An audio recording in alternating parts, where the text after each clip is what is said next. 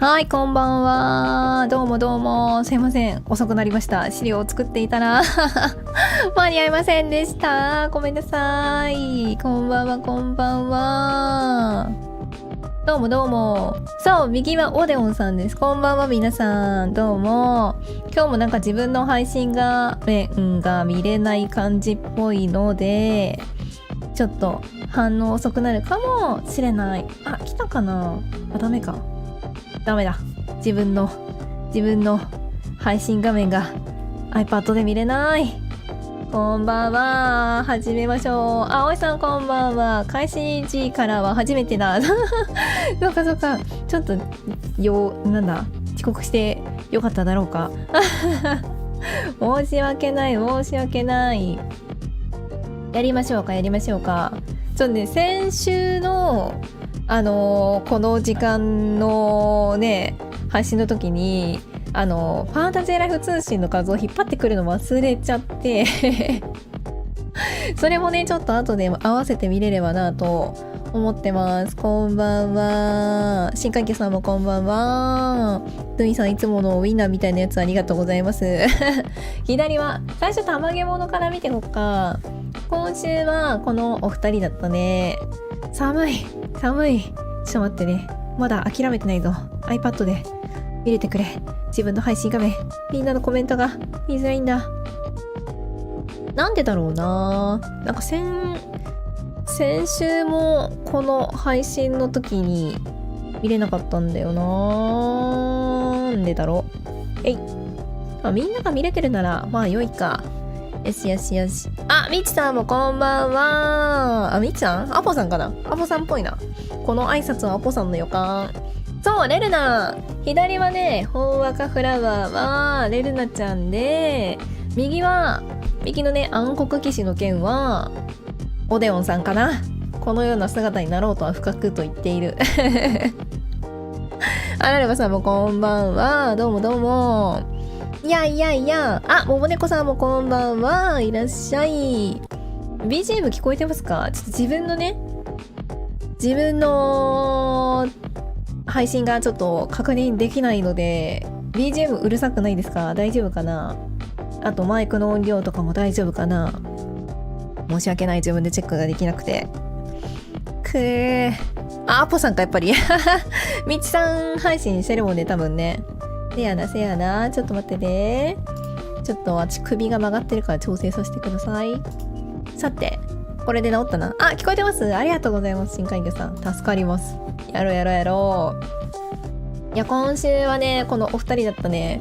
レルナちゃんはゲームショーの時にね、その、私有でたまげ物のこのね、姿をね、見た人も多分いると思うんですよ。私ちょっと自分の私有の時には、ほんわかフラワーちゃんには会えなかったんですけど、とね、オデオンさんは初めて見るよね、今回ね。まあ、ちょっと飲み物を継がせてください。あ、やばい、めっちゃ泡立ってる。ダメだ。片手でやってはいけない。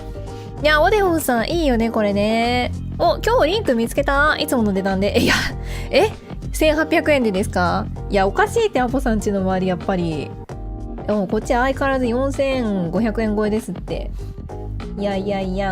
オデオンさんのね、これいいよね。いやー、どこで会えるんだろうな。ちょっと楽しみにしとこうね。拡大しちゃおう。オデオンさん初めて。この顔のね、この雰囲気まんまっていう感じが、またいいですね。あ、ケイさん、こんばんは。あれ、オデオンって両手剣だから傭兵じゃないの？むむ。そういえば、あれ？オデオンさんってどうでしたっけ？アイコン的には王国系兵士になってるけど、おや1800円だね。めっちゃパッケージ綺麗だった。かわいかった。いや、欲しい。私が欲しいよ、もう一本ソフト。いいなぁ。これね、下のとことかもね、ちゃんと台座がしっかりデザインされててかっちょいいね。このオデオンさんのこのギザギザのマークかな。かわいいな。あれオデオンさんって、ちょっと待って、調べよっか。ファンタジーライフ。オデオンさんは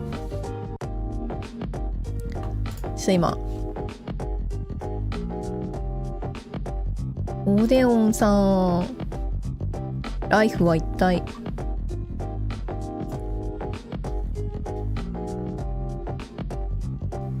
リンクの時は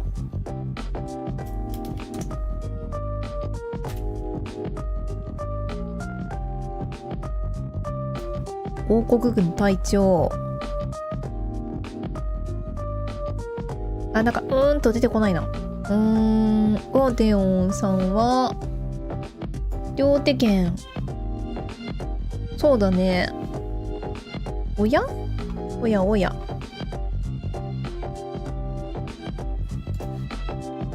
あて、みんなのコメントが見れない。よしよしよしよしよしよしよし。おい。あ、リーフさん、スツランさん、こんばんは。あ、ディスコードありがとうございました。これからよろしくお願いします。どうもどうも。オデオンだね。リンクはライフの幕はないよね。そう。まあ、ここなんかちょっと気になるよね。レレナちゃんも可愛いな。ここのね、この髪飾りというか、なんて言うんだろう。花冠みたいなのがね、ちゃんとデザインされてて可愛い。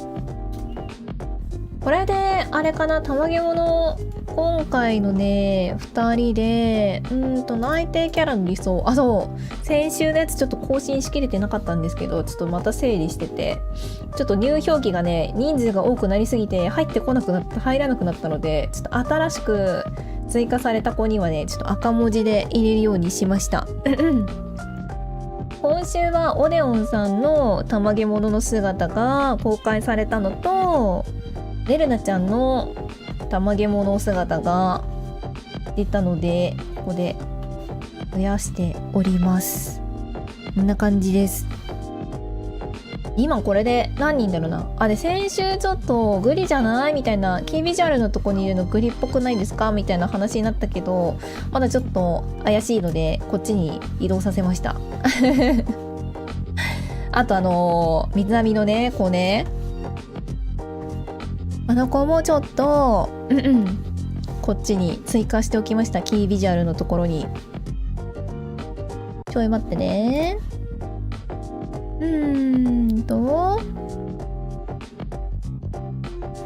王国兵士だったら装備するの片手剣になるからイメージ違う気がするのよな。確かにな。おでんじゃない。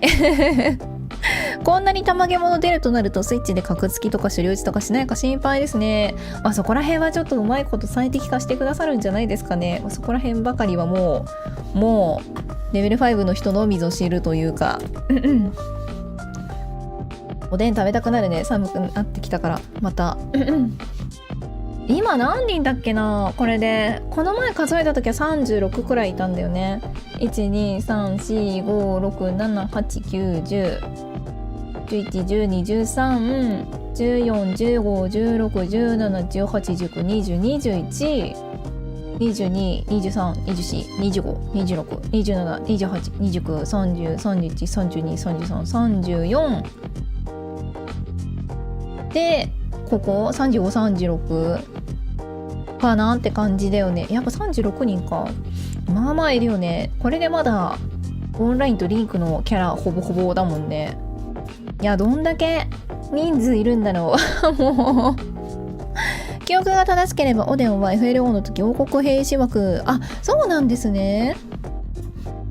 さっき見たやつ。あ、これさっきね画像検索した時はね、なんか狩人で出てきちゃって、どうしたオンラインってなって閉じちゃったんだけど、一応オンラインの時は王国兵士枠がベースだったんだね。なるほどね。狩人のオデオンさんとか存在してるんだ。ちょっと不思議な感じ。なるほどね。はいはいはいはい。でなのでこれは今日またX の方に上げておこうかなと思いますので、見たくなったらまた確認してみてください。はーいって感じかな。英語のね、こっちか、こっちだ。英語バージョンのオデオンさんなんかちょっとちっちゃくなってない？あれちょっとちっちゃい気がする。サイズがちょっとちっちゃくなってるな。英語バージョンだとホーメリーフラワーバスケットって読むのかなと、ブラックナイツソードだね。そのまんまだな。英語版ちょっとオデオンさんちっちゃくなってるのは気づかなかったな。来週はこの調子でいったらオンラインの子たちが来る感じだよね、きっと。次誰が来るかな。そろそろさ、ファングさんとか来てほしいな。このね、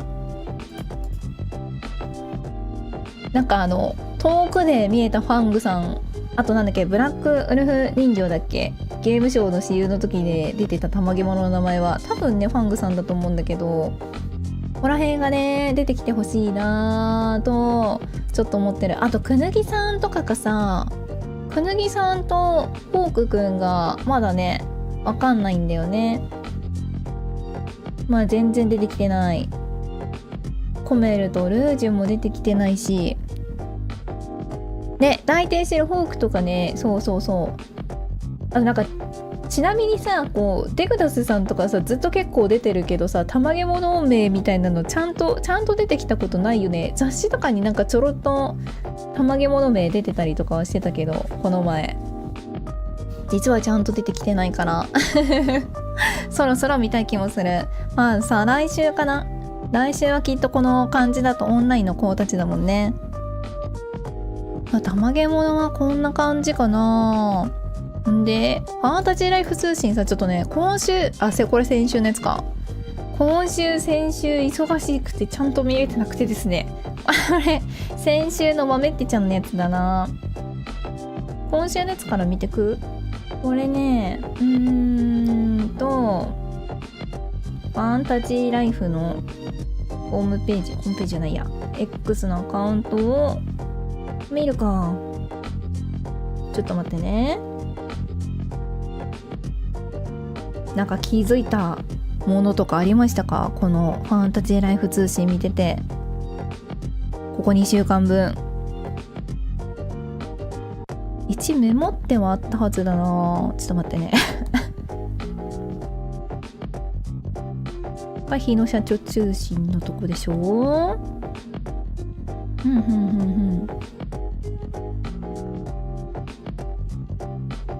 ちょっと酒本の覚んないと出てこないな。これか。出てきた。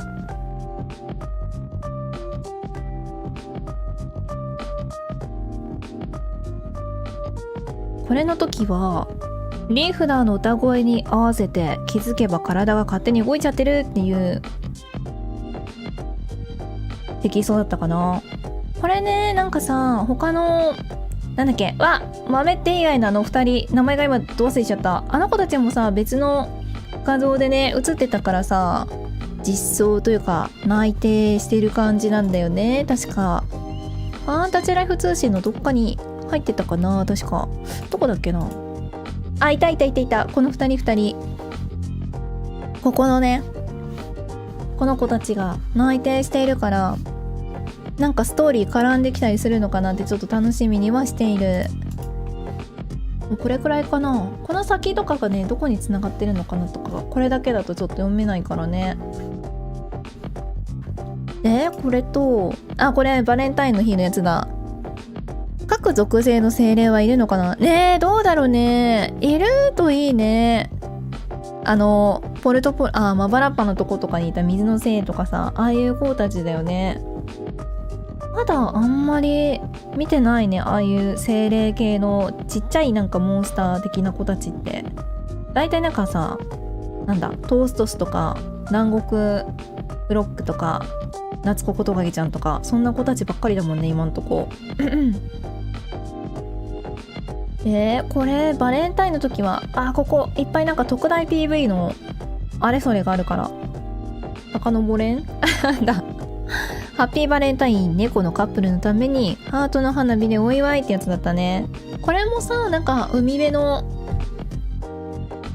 ね精霊系がいるならそうだね嬉しいよね。いてほしいな。なんかモンスターキャラクターだけではなくモンスターもちゃんと内定してほしい。過去作にいた子たちは猫ちゃんかわいいな。なんかさ桟橋のところでさいた猫ちゃんの時はちょっと妙にリアルだなと思ってたけどかわいいかも。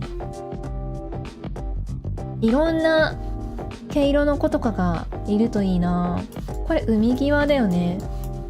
ほんでここでこの前私がモンスターだと思ってたやつのちゃんとなんかしっかりしたなんか岩場ですよみたいなのが分かってねなんかちょっと笑っちゃったね。ちゃんと花火を見てるね。この目線とかがさすごいよね。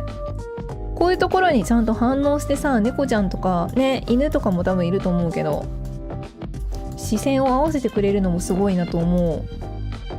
あとなんか地味にさここにさ洞窟あるんだよね。なんか洞窟じゃないのかな。これ木の幹かな。木の幹か洞窟かと思ってたよP さんって読んでいいのかな。こんばんは。待ちきれないですね。あと今日でちょうど3ヶ月か3ヶ月後に遊べるようになるけどまだまだちょっと先だね。3ヶ月いや今のうちにね発売したら思いっきり遊べるようにちょっといろいろもろもろ済ませておきましょうね。みんな万全の状態でね遊べるように。いや発売したらちょっと P さんもよろしくお願いしますね。一緒にマルチとかやると思うのでぜひぜひ参加してもらえればと思っております。この2つはこんなもんかな。ここなんかステージみたいになってるんでいいのかな。このお洋服何やつ。あんまりちょっと裏側まで他のいろんなライフの装備見てないけどかわいいな。後ろなんか結ぶ感じのワンピースになってる。エプロンかな。でも料理人なんかこんな感じじゃなかったよね。錬金術師の服そうだっけ。なんか白衣みたいな感じじゃなかったっけ確か。ちょっと待って。今日もさファンタジーライフのホームページちょっとくるくるしてんだよね。ちょっと待ってね。錬金術師のなんかイラストになっちゃうけどね若干違うかもしれない。なんか裾の感じとかがさこっちはなんかトゲトゲだけどこのこれ歯車のギザギザみたいな感じだね。あとなんか上と上下でセパレートしてるっぽいからこのタイプの服どれだろう。なんか新しい服かな。全然気づいてなかったけどなんか思い当たるお洋服あります？エプロンっぽいのしてるのでもあと芸術家だけど色違うしな。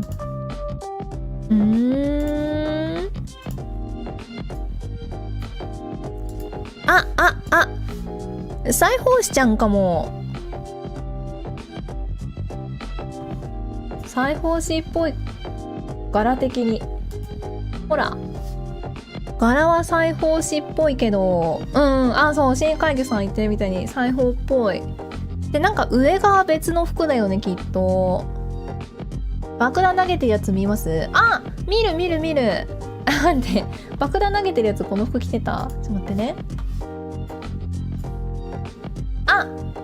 こっちはね錬金術師だね。そうこれ錬金術師の戦い方だって言ってたやつだからこれとはちょっと違うね。あれ今配信どっち映してる？よかった。これはほらこのギザギザとプラスベルトと白衣みたいな感じのやつだから、袖口も違うしね。これ何の服だろう。上だけなんか今まで裁縫師のやつと違う、なんか別のやつかな。今ザットライフのページのイラストを全部見たけど思い当たるものがなかった。他のファンタジーライフ通信の画像ではどうだ。ちょっと待ってね。半袖、長袖、タンクトップ。ない。あ、ほらやっぱ下は裁縫師のやつだね。これだね、多分。いやー、出てきてないのかな。これも半袖でしょ。でケロって半袖あれないかも。お初これもまたちょっと違うしね。ないかも。新しいやつ。みんな覚えない？他のとこで見てないですかこれ。トップスとスカートの組み合わせに見える。そうだよね。ウールみたいな質感がすごいちゃんと見てるここ上がさ、ちょっとなんか優しい、なんかここで切り返してるからなんかベストっぽい感じにも見えるけどね。どうなんだろう。陰影がな、ここのなんか背中の生地と袖の生地がまたちょっと違う感じがする。かわいい。そしてなんかお花つけとるね。かわいいなこれ気づかなかったな全然。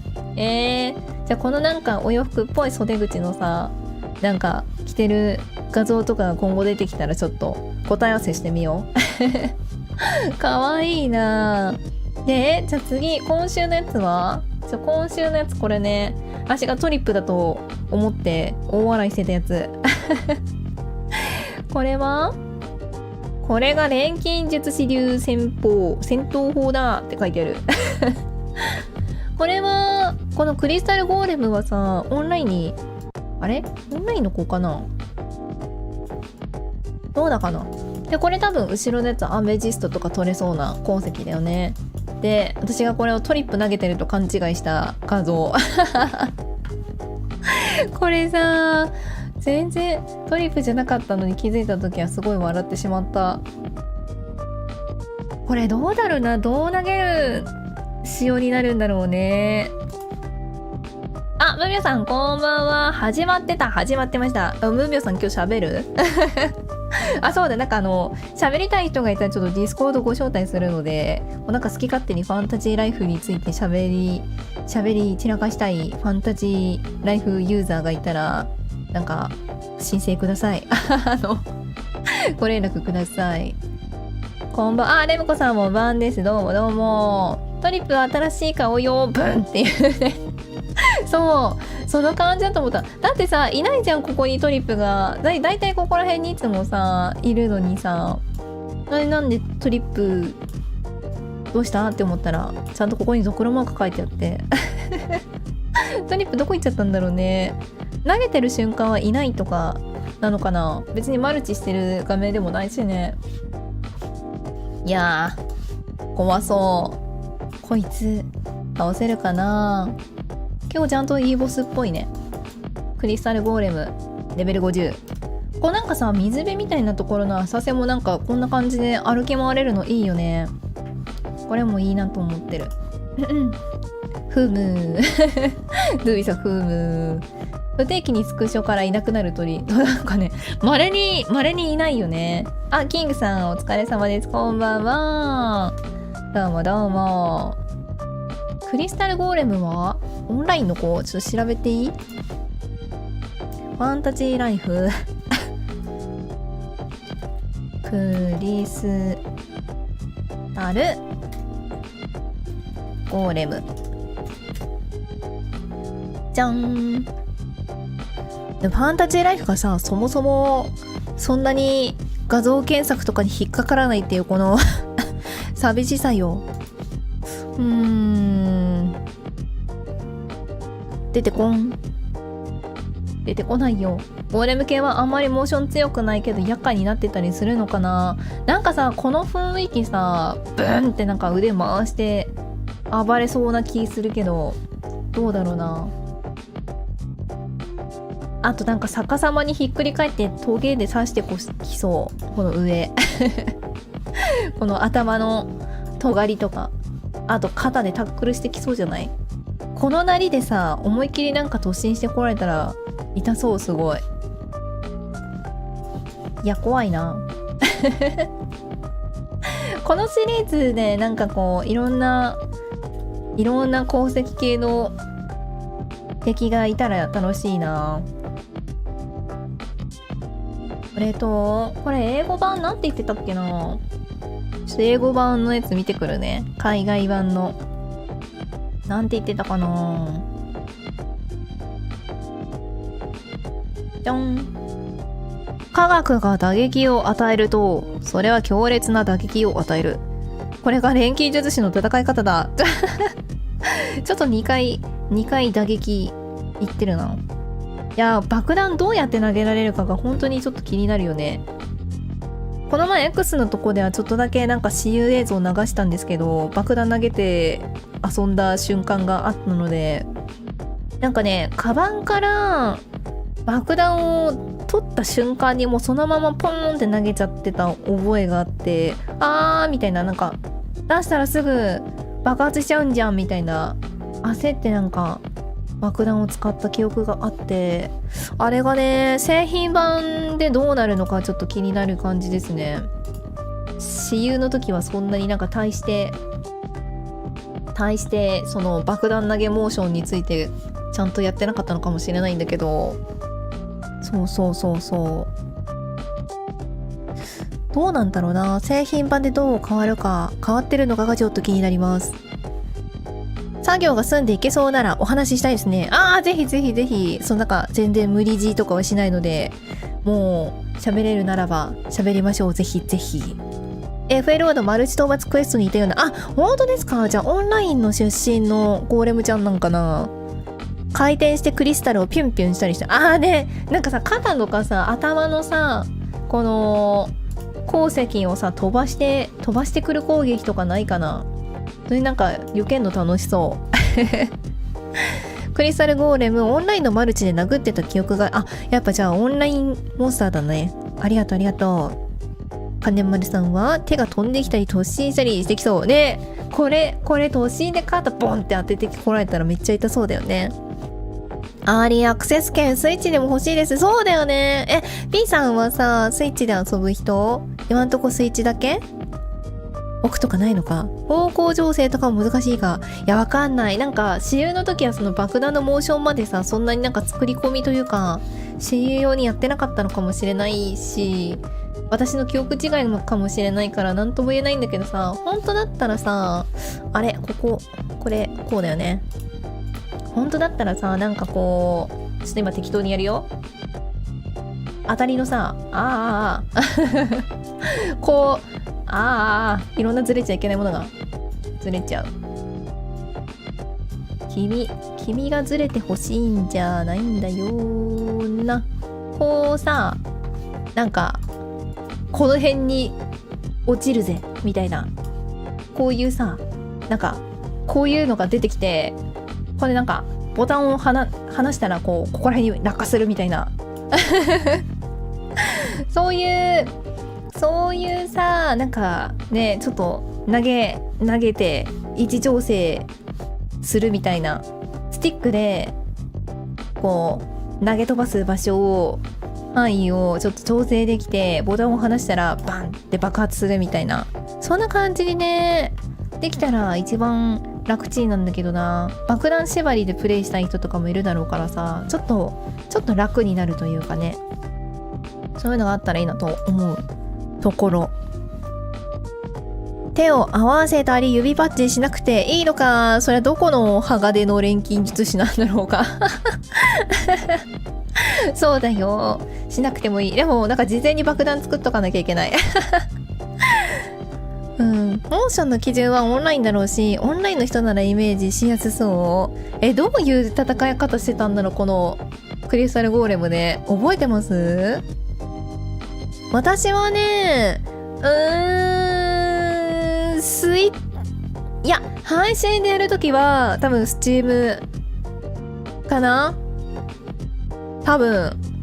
結局ね、なんか、どのダウンロード版というか、まあ、スチーム版も PS5 版もスイッチ版も買うんだけど、おそらく。おそらく買うんですけど、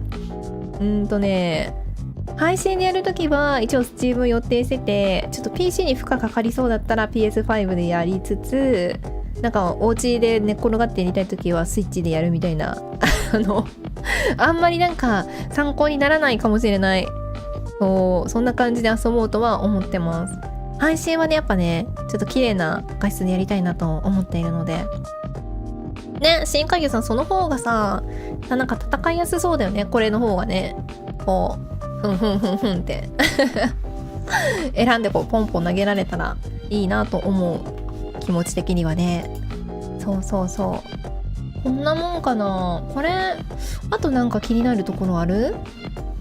いやでもこのほんとさっきも言ったけど、水辺をねこう走り回れる感じも良いなと思い、浅瀬っていうものがあるんだな、ちゃんと。なんかまばらっぱ諸島みたいでよろしい。良いな感じ。ゴーレム系って感じの動きでしたけど、クリスタル降らせてきた気がする。あ、やっぱクリスタルにまつわる攻撃モーションはあるんだな、やはり。クリスタルゴーレムのモーションはさすがに覚えてない。いや、みんな誰かが覚えてれば共有してくれる。今ちょっとあったけえ瞬間。あ、B さんわかります？ PS4 持ってるけど寝る前にね寝転んでやりたいよね。 PS4 とかもさ、リモートプレイの iPad とか持ってて、iPad の方に PS のリモートプレイのアプリを入れてれば、頑張ればいけるけどね、寝っ転がりながら布団に持って行ってコントローラー持って iPad を画面代わりにしてやるみたいなことはできるけれども、ちょっとめんどくさいよね。後ろのは再活できる石なのかなね、多分そうじゃないかな。ここのさミニマップではちょっと範囲外になっちゃってるけどさ、ここの後ろの鉱石とか多分このマップのこの辺にあるんじゃないかな。だけど一応掘れそうな感じではあるよね。こんだけ点在してるしね。ただのオブジェクトとかだったらなんかもうちょっと作り込みというか、周りにちっちゃいかけらとかが置いてありそうな気もするしね。そういえば制作職のチャージ技にバフ付与とかあったけど、今回もあるんだろうか。どうですかね。チャージ技にバフ付与、オンラインの時にですよね。あるかな。なんかどっか制作職のなんかどっかにあるかな。まだなんかね出てないような気もするな。ちょっと覚えてる人いたら教えてほしい。多分画像は引っ張ってこれると思う。あればいついつの何々だよって。でこれか。これが今週最後のファンタジーライフ通信のやつか。なんて書いてあったっけな。ちょっと待ってね。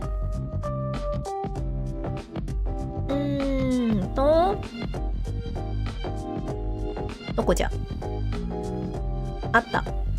海に行くぞ。たまには戦わない日があってもいいよねっていう居眠りドラゴンガン無視してちょっと海に走っていこうとしてるやつだね。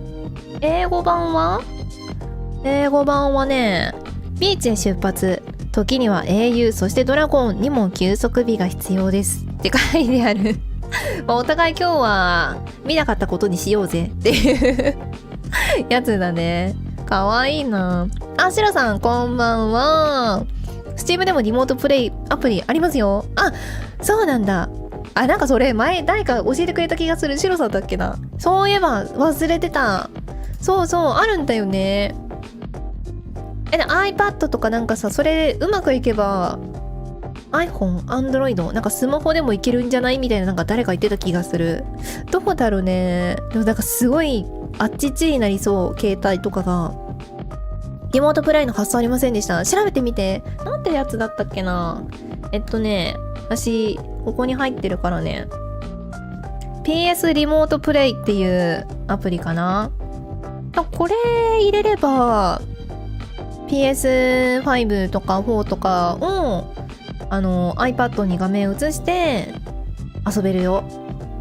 若干遅延とか感じるからオンラインプレイの時はあんまりおすすめしないけど、一人で遊びたい時とかにこうね、なんか座ってやるのやだな、転がってやりたいなっていう時とかにこれでたまにやったりとかする PS5 のゲーム。クソデカ王冠と居眠り質感の図ね。出た出た。つくよみさんこれ気になってたでしょ。これなんかこのズレ絶対言うと思った。これのことでしょ。こんな王冠大きかったっけ。なんかこんな大きくなかったと思う。なんかここにさちゃんとちょっと収まるくらいのサイズだったと思うんだけど、いや私はねこの画像で一番見てほしいのはこのトリップのこの揃ったあんよなんですよ。これ見て、この可愛い感じ。このさビューンって飛んでるトリップのあんよ、かわいい。揃ってんのめっちゃかわいいんだよ。これもうこれ一番トリップの推しポイント。あ、スマホでもリモートプレイできるのか。うわー、ちょっとやってみるのもありだな。でもさほら後でね200得点とかちょっとまとめた画像を作ったんですけど、そうね、店舗特典がいろいろあるからそういうののためにもちょっと何本かソフト買おうとは思ってて、そうだからね、だから結局いっぱいソフト買っちゃうから、なんかそれぞれ使おうとは思ってる。青く光ってる鳥ケツ。確かにここペッカーンってしてるよね。もうこれめっちゃ可愛くないですかね。可愛いよね、あんよ。なんかさ鳥がちゃんとさ滑空してるところというか、なんか現実世界の鳥がさすごい素早く飛んでる時のこの雰囲気あるよね。これ可愛いんだ。これベストショットいいよね。あとなんか気になるとこあったかな。ちょっと居眠りドラゴンはもやもやしてるけど、いやでも相変わらずグラフィックがすごいな。あとなんかあったかな。気になるとこある？そんなに申し訳ないな。なんかこの居眠りドラゴンの寝てるやつについて何かいろいろ言ってる人いたような気がするけど、多分オンラインのネタかなんかなんだよね。私わからなくてさ。タブレット横から挟むタイプのコントローラーも用意するとスマホ用のやつですよね。あるある。やばい。どんどんゲーム環境が揃っていく。いかん。自堕落生活を送る羽目になるよ。あ、猫さんこんばんは。いらっしゃい。今日もファンタジーライフ通信いろいろ見ながらおしゃべりしております。どうもどうも。でもこんな感じかな。なんかあんまり掘り下げができずにごめん。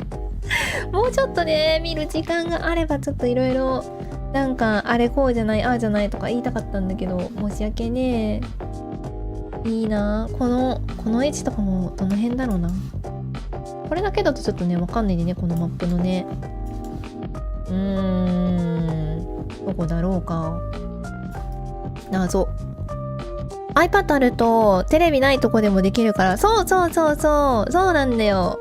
なんかね全然違うゲームの話してあれなんだけど、お友達のお家に行ってなんかみんなでね原神やったりとかしてる。それでお家でなんか誰もいないお家でさ PS5 が勝手に起動して原神が画面に映っててみたいな、なんかね恐怖映像になっちゃうけれど、お外でもねそのリモートプレイは全然できるからね。ちょっと通信容量大変なことになっちゃうから、なんか誰かのお家でちょっと Wi-Fi お借りしてやったりとか、そういう時に使うか、自宅の別の部屋、ゲームを普段やってる場所じゃないところでなんか別の体勢で遊びたいなって時にやるにはいいんだけどね。ちょっとね通信容量がやばいからちょっと電車の中とかでやるのは正直おすすめしないけど、でもぜひちょっと調べてやってみるといいかもしれないですねって感じかな。あとなんだろう。今日ねそう何を喋るかすごい悩んでしまい、もう先週の特大 PV の話がさ、でかすぎて。今週はですね、みんなが悩んでいるソフトのもろもろについてと、あと、このなんだいろんなさ、お店、アマゾンとか楽天とかヨドバシとかビッグカメラとかもろもろのページ、予約をさ、してますよっていうページがあると思うんですけど、あそこにね、なんかしれっと見たことないスクショとかがいっぱいあるから、それとりあえず引っ張ってきたんだけど、引っ張ってきただけでちょっとね、中身の精査を全くしてないから、みんなでなんか見よっかみたいな感じにしようかと思っている。あとはこれレベル5の公式 SNS が上げてたモザイク付きの雑誌の画像を引っ張ってきたので、これはファミ通かな、ファミ通コロコロニンドリかな、ニンドリのね、そうそう、こうなんか見えるところだけ楽しもうよ話しようかなと思って持ってきました。これだったら多分大丈夫だと思う。そう、プレスの容量 iPad に関係するのかな。いや、どうだ、関係ないと思うよ、多分ただその PS5 の遊んでる画面を iPhone とか iPad に映してるみたいな感じだから、多分ね関係ないとは思うけど、ちょっとごめん、そこ詳しくないからなんとも言えないな。詳しい人がいたらぜひ補足してもらえると助かる。そうリブレットお師匠様ねえ、ちょっとさめっちゃ可愛いよね。今日ニンドリ購入しました。みんな買った？ニンドリとファミ通とコロコロ買いました？私さコロコロ買うの忘れちゃってさ、本屋さん行ったのに。コロコロ買った人いる？何ページくらい載ってたか知りたいんですけど、気になる。教えてほしい。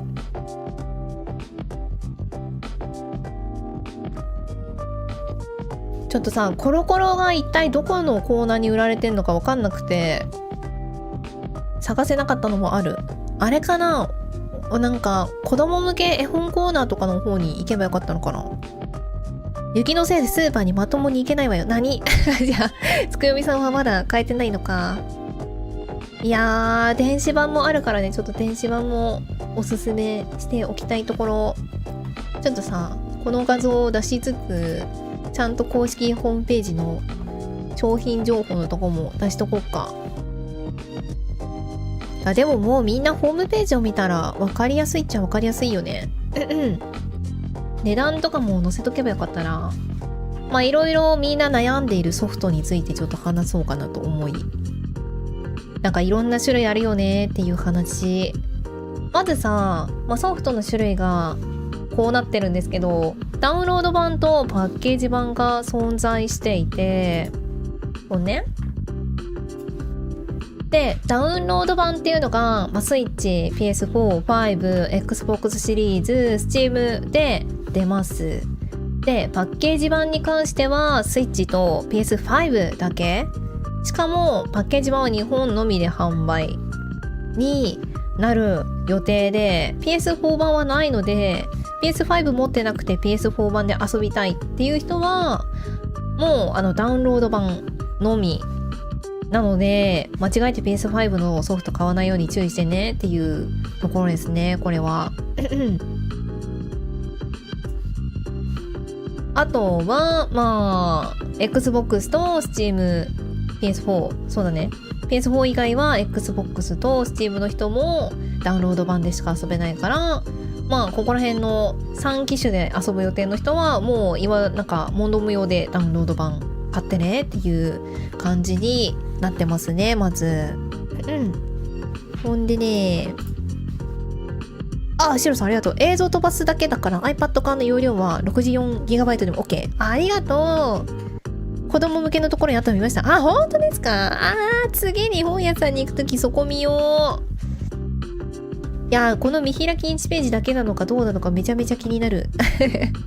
Android 版の Steam のリモートプレイアプリもある。あ、そうなんだ。じゃあ Android の人も遊べるね。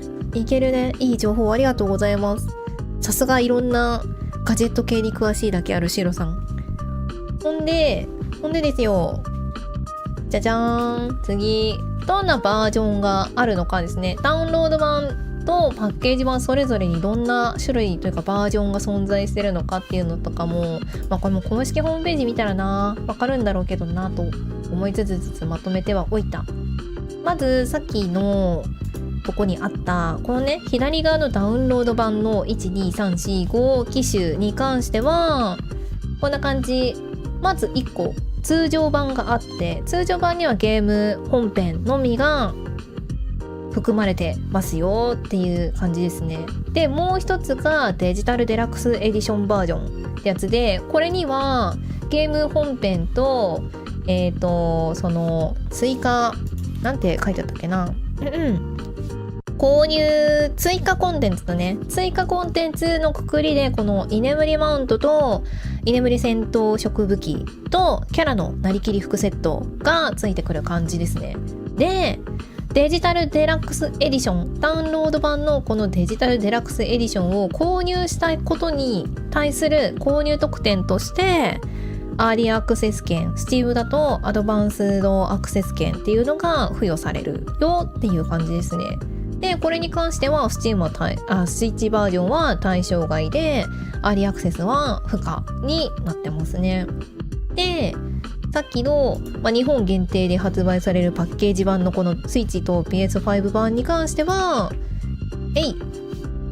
通常版、ゲームを遊びたいんだったらゲーム本編通常版一択になってて、じゃあこのダウンロード版でついてたこの居眠りマウントとか戦闘食武器とかなりきり服セットどうすんねんってなった時に、一応ダウンロードコンテンツ DLC の扱いで買うことはできますよってなってますね。ただこっちの左のデジタルデラックスエディションとの違いとしては、差額として660円高くなっちゃうんですよね。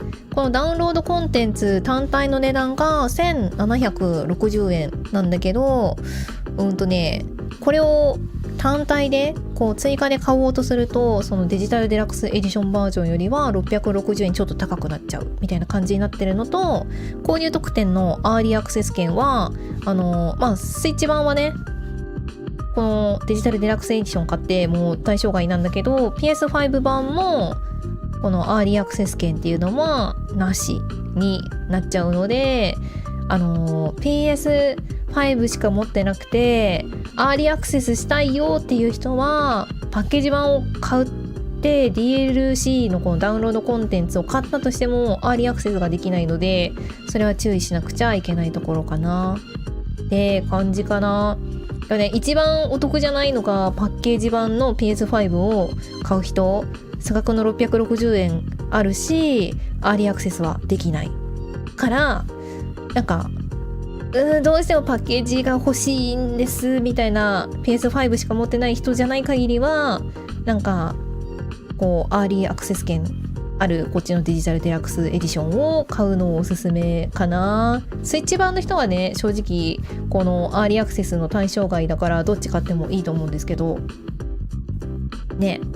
でもちょっとこの差額の660円がねあるからね、ちょっと自分のお財布と相談しながら買うのをどれにするかっていうのは選ぶのがいいかなと思います。もいらっしゃいいらっしゃいまし。100均で本立て買ってパッケージ飾る。いいね。さ、ダイソー、石川さんこんばんは。ダイソーにね、違うな、セリアだっけな、どっちだっけな、本をちょっと前から売ってる本棚のこの棚板に引っ掛けて、その本をね棚板に引っ掛けた状態の部分に表紙置きするみたいなのは前からあったんだけど、そうじゃなくてね、ちゃんと本棚に押し込むバージョンと収納本立てみたいなのがね売っててね、もいいかもなと思って、一昨日くらいなんか見てた、私も。立てかけてね、飾りたいよね、せっかくだから。わかりやすくて助かります。あ、本当ですか？よかった。いや、ちょっとね、ちょっと大慌てでなんか、1時間くらいで作ったから、すごいね、なんか、見づらいかもと思ったんだけど、これも後でちょっとメモ用に自分でね、どっかにまとめて置いときたいと思います。難しい話してる。そう、バージョンの違いの難しい話してました。なんかややこしいんだよね、ちょっとね。そう。若干ややこしい。なんか慣れてない人とかにはややこしい話をしてた。一番早く遊べるのはダウンロード版のデラックスエディション。そうなんですよ。だからね、そうだな。あれ B さんさっきなんだっけ ?PS4 はあるって言ってたよね。だからスイッチでやるってなると一番早く遊ぶことはちょっと使用上不可能なんだけど、もし PS4 版を買うことを検討できるのであれば、アーリーアクセス券 PS4 にはついてくるから、まあ5月19日の0時から遊べるようにはなるかな。で、ちなみにちょっとまとめる時間なくてあれだったんですけど、どっちを買っても、一応ね、こうダウンロード版とパッケージ版どっちを買っても、ユエリアちゃんのというか蝶々ちょ待ってね。これ出そうか。これ画像引っ張ってこれるの時間なくてできなかったんじゃ。これ。この、どのソフトを買っても、この早期購入特典、予約特典のこの駆け出し冒険者セットについては全部ついてくるから、こうね、蝶々のチャームでの獲得経験値アップ効果がついたアクセサリーとか、その他もろもろね、花火とか、ね、キュアエイドとかこういうものに関してはちゃんとついてくるから、これはね、安心してよろしいかと思います。ただ、ダウンロード本購入をお考えの方に関しては、5月21日の23時59分までに予約した場合に特典がつくから、予約忘れないでね。5月22日になった、0時になった瞬間によっしゃ買うぜとかって言って、各プラットフォームの購入ボタンを押したとって予約特典はもらえないので、予約だからね。購入特典じゃなくて予約特典だからね。これは忘れずに今のうちにどのハードでプラットフォームでやるか決まってる人はもう予約ぶっ込んどいた方が安心安全ですだね。で、パッケージ版を買う人はそのパッケージの中に多分ほらいろんなゲームでよくあると思うんですけど、その早期購入特典のコードがついてる紙が入ってると思うから、ほらシリアルコードを記載した印刷物を数量限定でパッケージ内に同梱いたしますって書いてあるから、これに関してはね、その一部店舗では取り扱いのない場合がありますとか、数に限りがありますとかっていう一応注意事項があるから、これも店舗で買う人は早めに予約しといた方が吉だと思いますそうこれちょっとねまとめられなかった、ごめんこれに関しては忘れじゃない、間に合わなかった申し訳ねへいなのでみんな気をつけてね。安くなってるパッケージならそうお得なんだよね。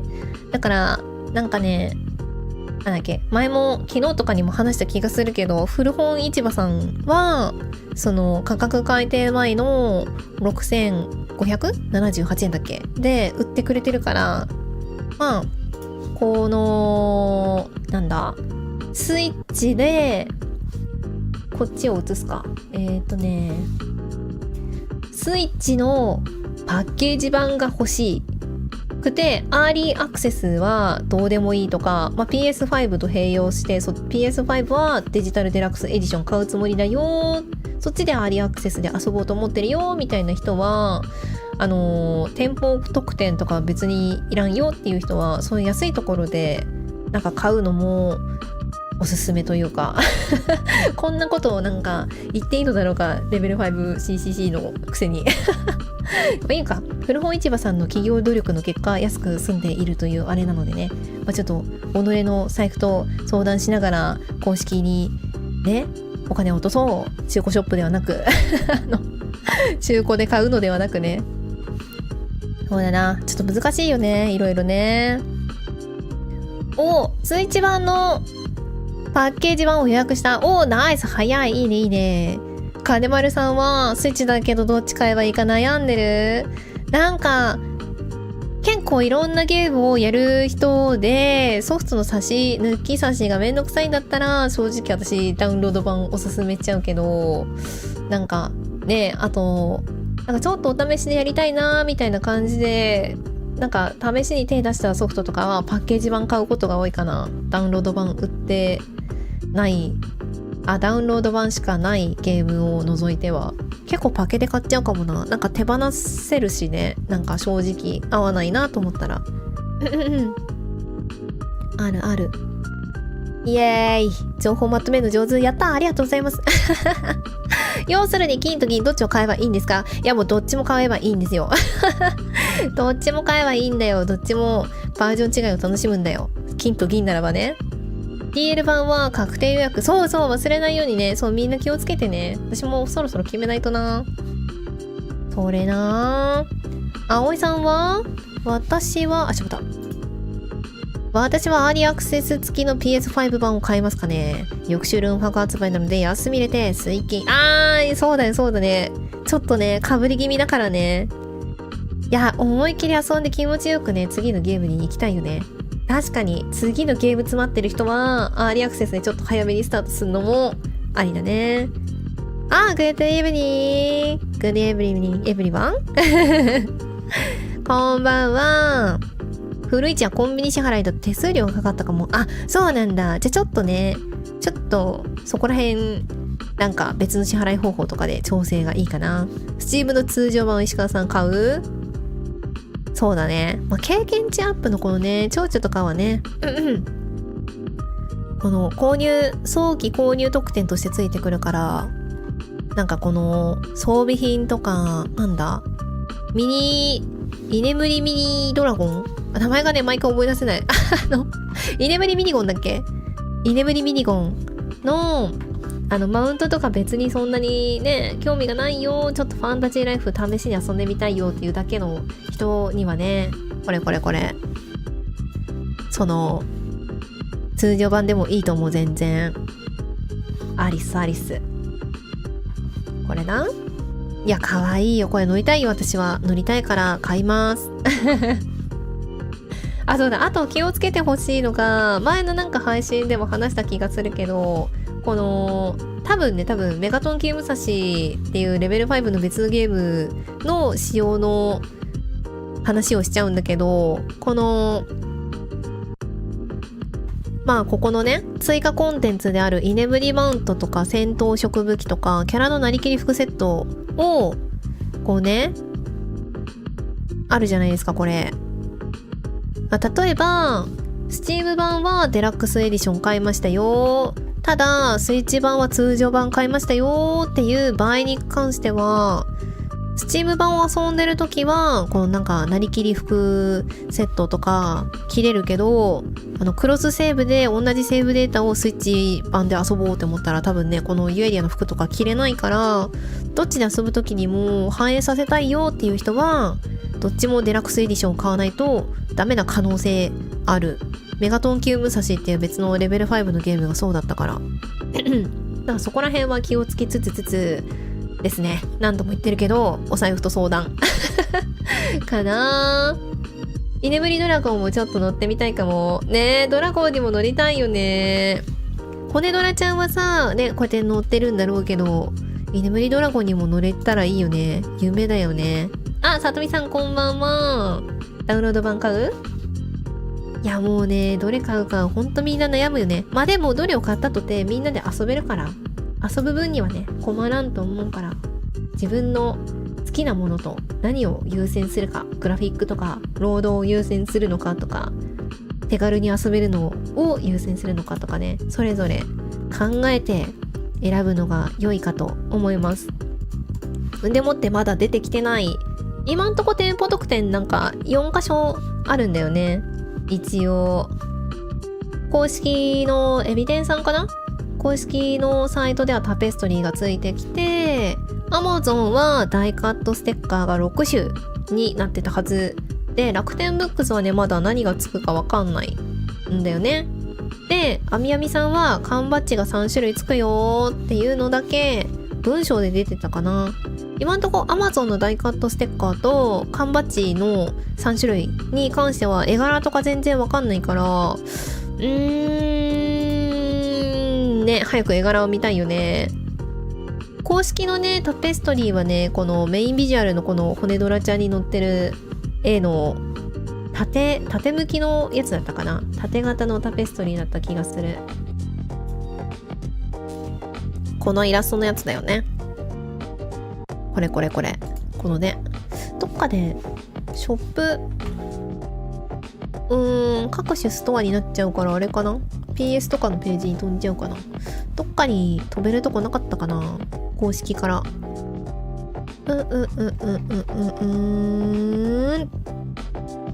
ないかもまだタペストリーがね買えるからね。でダイカートステッカー6種ってさ、何6種つくと思います？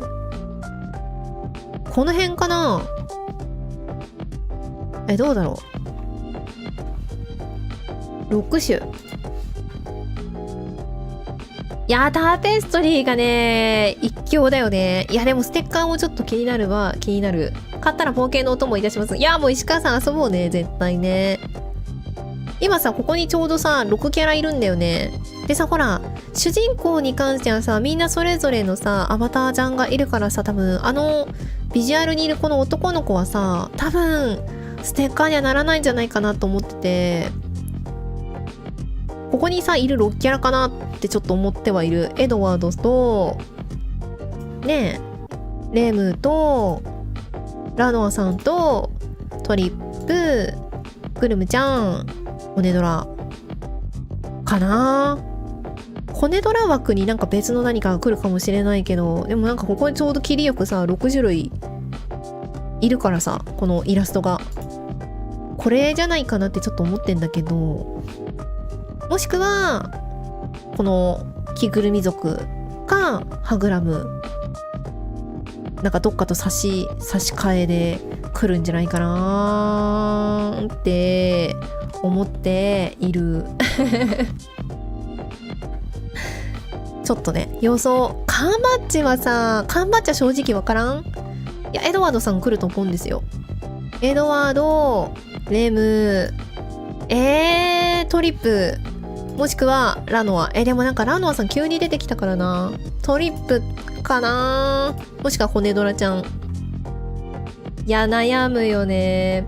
ステッカー多分今サイトにある6人5人と1匹。そうやっぱそうだよね。このさもうなんかいかにもステッカーにしやすそうなイラストちょっともうなんか無粋なことを言ってしまうけどそんな気がしますよね。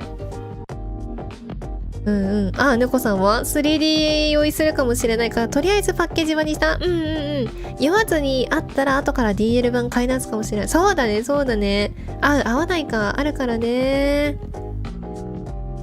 なんか酔い止め飲んでまでゲームやるのもちょっとしんどいよね。スプラトゥーンとかでさちょっと酔っちゃう人とか酔い止め飲みながらやってたりしてたけど、あれなんだっけな、酔いやすい人って画面の視野角を広めにね設定できるゲームだったら広めに設定するとちょっとね 3D 酔い軽減されたりするから、ファンタジーライフどうだろうな。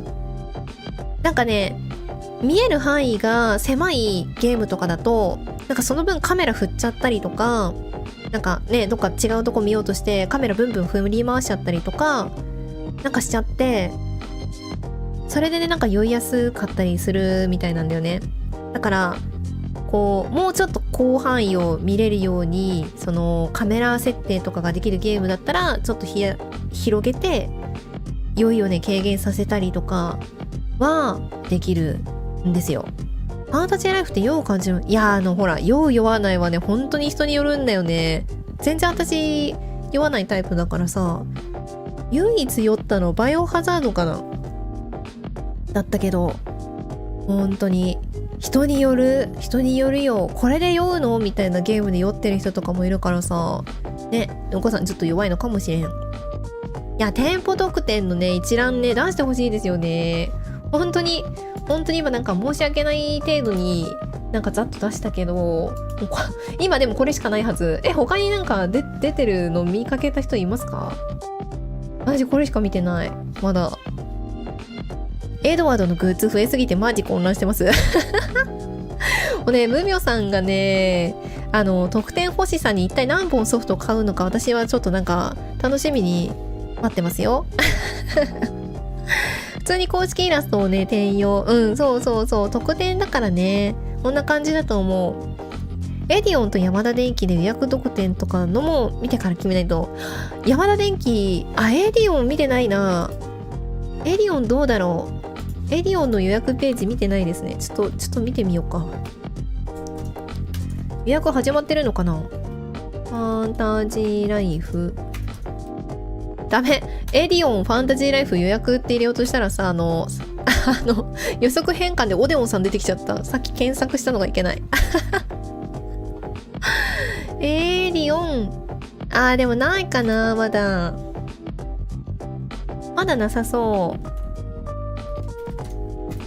ないね、ページが。じゃあこの後エディオンさんで出てくるか、チェックしときつつ、あとは山田電機。いや、私も何本買うんだろうな。さすがになんか5、6本とまではいかないけど、ファンタジーライフ。一応山田電機は予約ページできてるんだね。値段がちょっと安くなってるだけで、今んとこ店舗特典みたいなのはないかな？なさそう。って感じだね。なるほど。他にもね、もし見かけたら、ぜひぜひ教えてください。グッズが手に入ったらゲーム自体は全部プレゼント企画したいの気持ちがある。太っ腹すぎる。上司はウェブクーポンと合わせて買うと、なんとお得な知恵をみんないろいろ教えてくれる。確かにクーポンとかがあるお店だったらね、いいよね。上信さんか。上信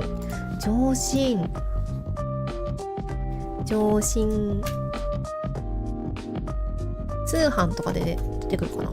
上信、たまにお世話になります。ファンタジーライフあるか。ファンタジーライフ。はい。あるかな、予約ページ。ある。結構お安いじゃないですか。なかなか。ふむ。お一人様3点まで。でも特典は特になさそうかな。店舗特典。なるほど。いい情報ありがとうございます。私もどこで買うか決めなくちゃ。300円安く買えた。でかいよ。ソーダさんこんばんは。お久しぶりです。ついに明確な発売日がね、来たね。そうなんだよ。やっと出たよ。ハチコさんは当然デラックス版でアーリーアクセス早期プレイしますよ。もちろん。ソーダさんどうします？どこで買う？決めた？今みんな悩んでるよねって話をしてた。久しぶり。遊ぼうね、一緒に。そう。今なんかこれのページのまま配信止めてたね。んで、あれですよ。当然デラックス版をどのハードでやるか決めました。ダウンロード版でいく。いや、もうじゃあ遊びましょうね。いっぱい遊ぼう。でだよ、これ。ちょっとさ、Amazon のね、ページかなんかを見てたときに、金曜のね、夕方になんか大カットステッカーのテキストが追加されたんで、多分昼に見たときはね、何にも特典封入見てみたいな感じの書き方されてたんだけど、この時にさ、なんかしれっとなんかこれとかかな、これとかちょっと引っ張ってきたホームページによってね、画質が違うからちょっとね、画像の粗さが違うのをお許しください。どれだっけなで、被ってるのもお許しください。ここら辺、これか、これとかさ、あとこれとか、なんかさ、見たことない、これも、見たことないさ、スクリーンショットいっぱいあるから、見てみてね。見てほしい。ぜひ。なんか知らんやついっぱいあってさ、今日のサムネに使わせてもらったエドワードさん、これ。そう、なんかね、知らんやついっぱいあるんですよ。このね、ウェブ。こういうさ、なんか、いろんなお店のこういう、なんか、下に画像くっついてるでしょ？これ、ここになんかね、しれと知らないスクショ混じってたりするから、ほら、ね。で、ホームページによってこう、なんか画質をね、落としてめっちゃちっちゃい画像になってたりとかするから、なんか、高画質のところをぜひ探し当てて、こう、まじまじと見るのをおすすめします。うふふ。うふふとなっている。うみょさんが。スイッチでやるんだ。待ってそうださ、スイッチダメだよ、スイッチダメ。デラックス版ないよ。ないの。待って、気をつけて、ズオーナさん。スイッチでやる人は、アーリーアクセス権ない。ないよ。ないの。今その話をしてた。危ねえ、ここで救われる命がもしかしたらあるかもしれない。ゾーナさん、ダメだ。スイッチではダメなんだ。アーリーアクセス権ないんだよ。楽天ブックスのスイッチのパケバにアクリル。ほら、やっぱり、マジアクリル。それでみんな知らないやつだと思う。やっぱアクリルだった。ちょっと待ってみよう。ちょっと待って、ゾーナさんを引き止めたい。ダメだよ。スイッチで、ダメ。待って。犬たち、ちょっと楽天見よう。マジダメだよ。ちょっと待って、一回ウェブ消すね。ダメっす。楽天ブックス。ファンタジーライフ。ブックマークしとけばよかったな。どこだ？公式ガイドブックじゃない。違う。これだ。これのどこほんとだ！出てる！マジや！ありがとう！アクリルプレート、イメージビジュアル、プラスステッカー、キャラクター。ステッカーの数は書いてないけど、これもなかなかでかいんじゃない？ステッカー作ってことは Amazon と違うんじゃないかな。このなんかさ、何種類とか書いてないから、種類数わかんないけど、アクリルプレートでかいぞ。ちょっと待った。映して。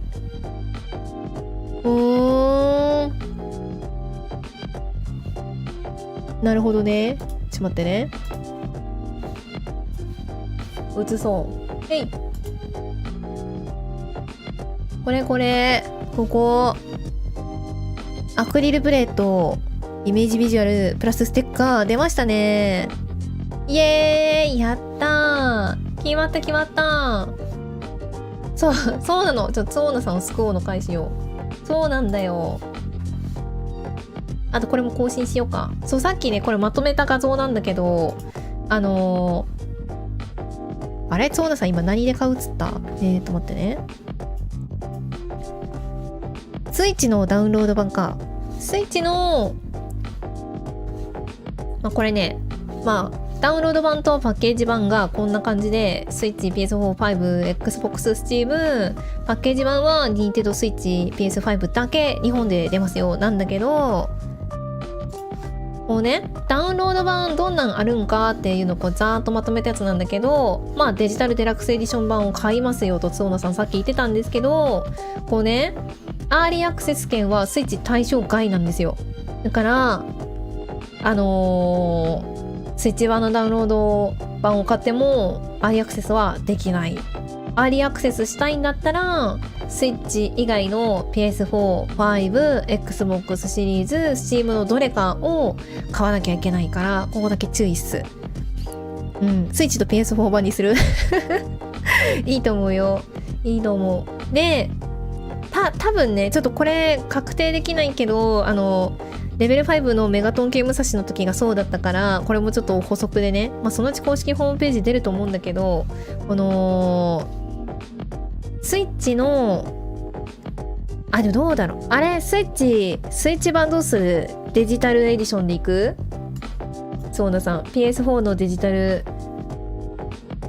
デラックスエディションと、スイッチのデジタルデラックスエディション2本買う？それだったらいいんだけど、例えばちょっとでも安くしたいと思って、スイッチのダウンロード版を通常版とか、パッケージ版で買って DLC 買うかみたいになると、通常版買うかってなると、このね、居眠りマウントとかが多分、そのデジタルデラックスエディション買った方にしか多分反映されないから、どっちでもこのなりきり服セット着て居眠りマウントに乗りたいとかっていう場合は、どっちもこのスイッチ版も PS4 版もデジタルデラックスエディションを買わないともしかしたらダメかもしれないから、気をつけてね。気をつけてね。いやー、ステッカー作ってなったから、ここ追加しときましょうか。じゃあイエーイ、やったね。なんだっけ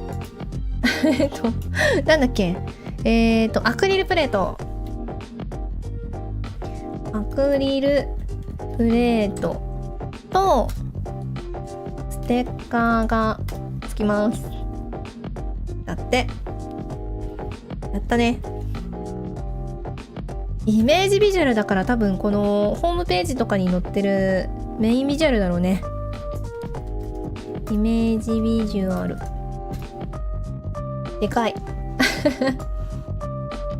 文字がでかくて入りきらないよ。やっぱりアクリル系の商品できたね。嬉しい。ちょっと待ってね。じゃあこれでも収まりきらないか。ここちっちゃくしとこうか。Amazon とかどこの店舗かどういう種類の特典をつけることが多いかみたいなのをね、この前調べてて、やっぱ公式は一番いい特典をつけるんですよ。やっぱ公式だからね。で Amazon はこうステッカーとか紙物クリアファイルとか、あとクロス、メガネ拭きみたいなやつ、ああいう薄いクロスみたいなのとかが多いんだけど、楽天ブックスはね、アクリルキーホルダーとかが多いんだよね。アクリル系の商品が多くてっていうのでね、ちょっと見てたんだけど、いやそのまんま予想通り来たなって感じだったな。カットステッカーで紙物だし、アクリルプレートでね、いい感じだし。いや、私楽天ブックス買おう。決めた。いや、もうでもあとはちょっと他のね、店舗次第だな。ね、サイズ知りたいよね。楽天の他のゲームのやつ調べてみるか。ゲームで出てくるかな。ゲームソフト特典とかで作るかな。ちょっと待ってね。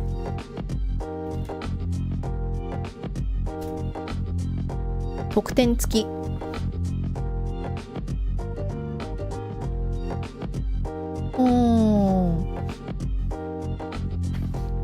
よし、検索できたぞ。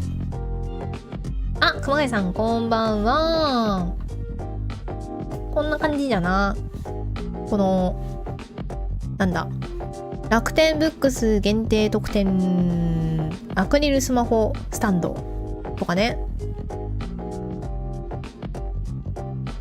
すごい、ほら、ちょっと不思議なさこの超兄貴コレクションとか、あんまりこう見かけないタイプのソフトとかも、ほら、アクリルキーホルダー、5センチとかね。これにアクリルプレートみたいなのつくやつ探せばいいんじゃない？あるかな？アクリルキーホルダーは5センチが多そう。タペストリーがつくこともあるんだね。タペストリー。あ、レンチキュラーカードとかもあるんだ。ないな。アクリルプレートってないね。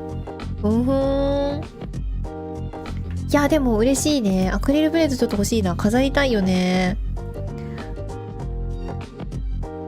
ハードごとにソフト買うなんてみんなリッチだな。いや、もうそうだよね。いや、でもなんか、ほら、みんな、今まで何も、グッズとかがなかったからね、その分、買っちゃえみたいな感じではあるよね。お布施みたいな。でもそれをなんか強要するわけじゃないから、みんなね、本当に各自のお財布事情でね、見合ったなんかソフトを買えばいいんだ。ゲームなんて1本ありゃいいんだ。同じソフトは。そう。普通はね。そう。デラックス買ってイネブリドラゴンのとかはついてこないの？あ、さとみさんはスイッチのダウンロード版を買う？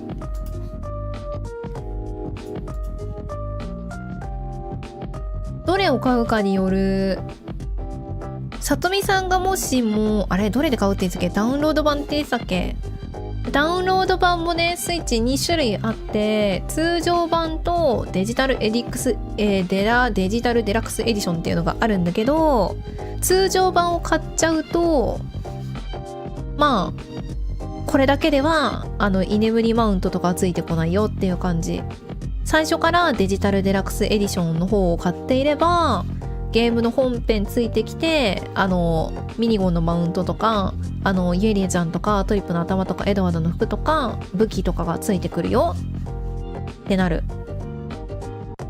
で、まあ、例えば通常版のダウンロード版の通常版を買ってしまったとしても、後からこう、居眠りマウント欲しいなってなったら、ダウンロードコンテンツが存在しているはずなので、まあちょっと差額がね、プラス660円。デジタルデラックスエディションを買った時よりも660円高くなっちゃうけど、一応この居眠りマウントとか、戦闘食武器とか、こうなりきり服セットとかはゲットすることはできるよって感じ。スイッチのダウンロード版だったら、じゃあこの1番の通常版を買うか、2番のデジタルデラックスエディションを買うかによって変わってくるかな。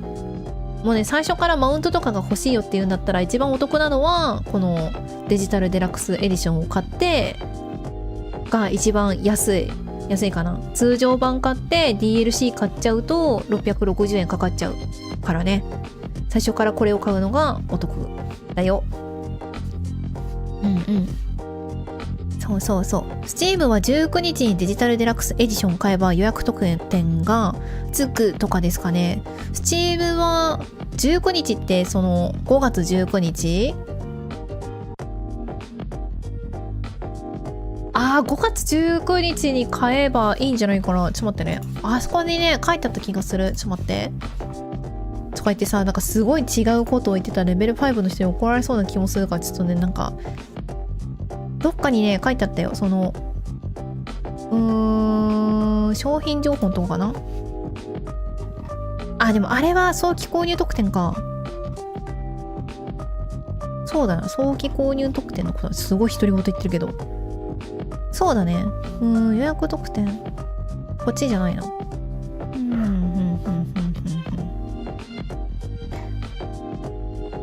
そうだね。多分だからちょっと、多分普通にどのゲームとかをやっててもそうなんだけど、このレムコさんが言ってるこのね、19日にデジタルデラックスエディション買えば予約特典がつく。そう。予約特典？早期予約特典のことかな？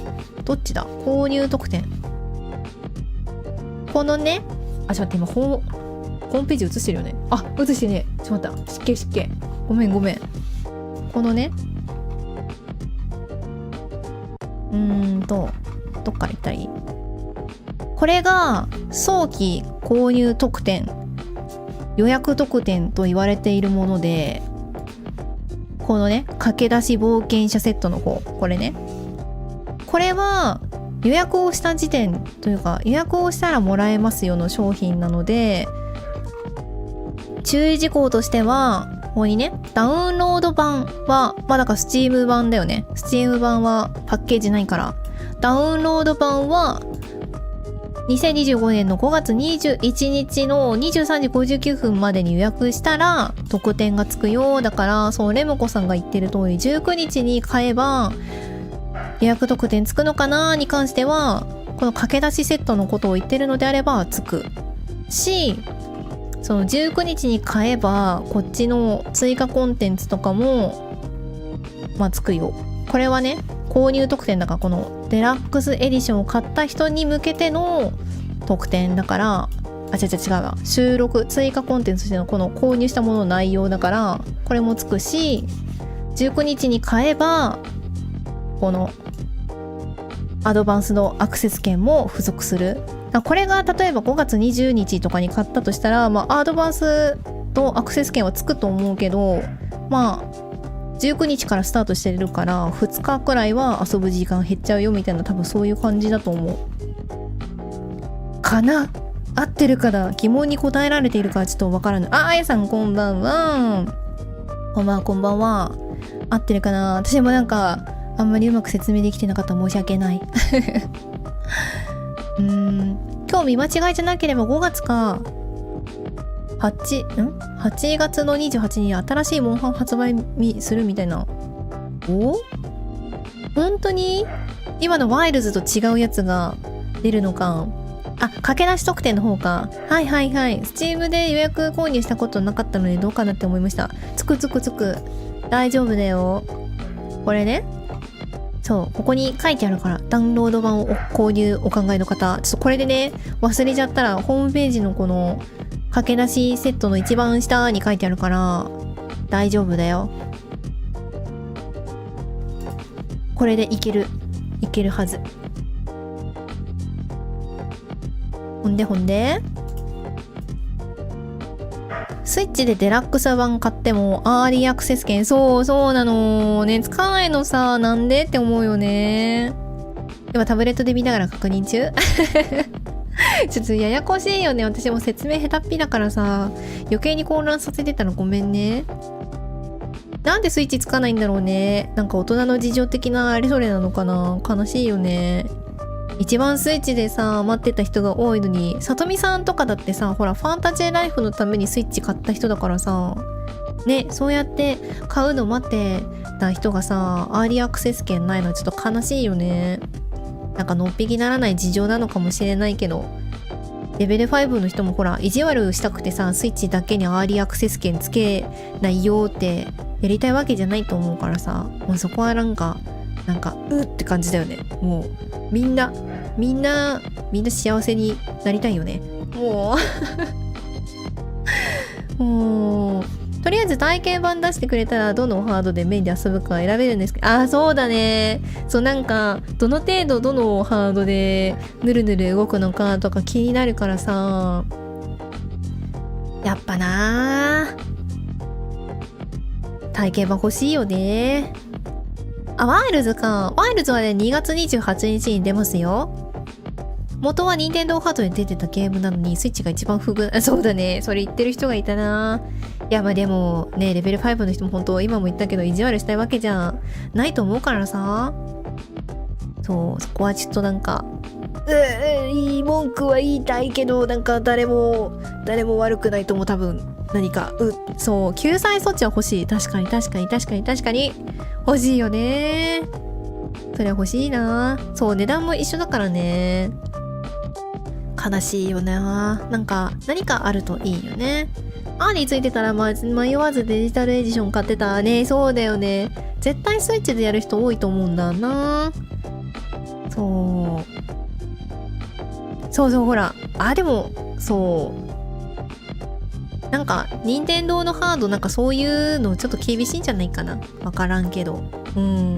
スイッチ2だったら今後つく可能性もありますよね。確かにね。もっとおまけくださいくらいは言っちゃうかも。いいよ。じゃあもうなんか最近あれですね、 CCC 会合ないからさ、ミーティングないから何もあれだけどスイッチがかわいそうですくらいは言いましょう。今度もし会合があったらね。いやー、体験版出してほしいよね。みんな何体験版が欲しいですか？何体験版？ゲームショーのオープンワールドの世界をもう一度遊ばせてもらえる体験版、それからなんかみんなが渇望しているキャラクリだけでもいいからやりたい体験版、キャラメイク体験版、やっぱりちょっと疑問なんですけど、デラックス版の居眠り武器作れないんですか？デラックスエディションのこれか、この武器たちどうなんだろうね。どうなんですかレベル5さん、どうなんですか？作れないんですかこの武器たち。それ確かに疑問だよね。こういうさ、なんかこう、でも DLC じゃないんだよな。デラックスエディションの購入追加コンテンツだもんね。なんかさ、そのなんて言ったらいいんだろう、こっちのこの早期購入特典とか予約特典とか、まあゲームによるけど、なんかね、こういうところ下にさ注意書きがポンって書いてあって、ある、ほら、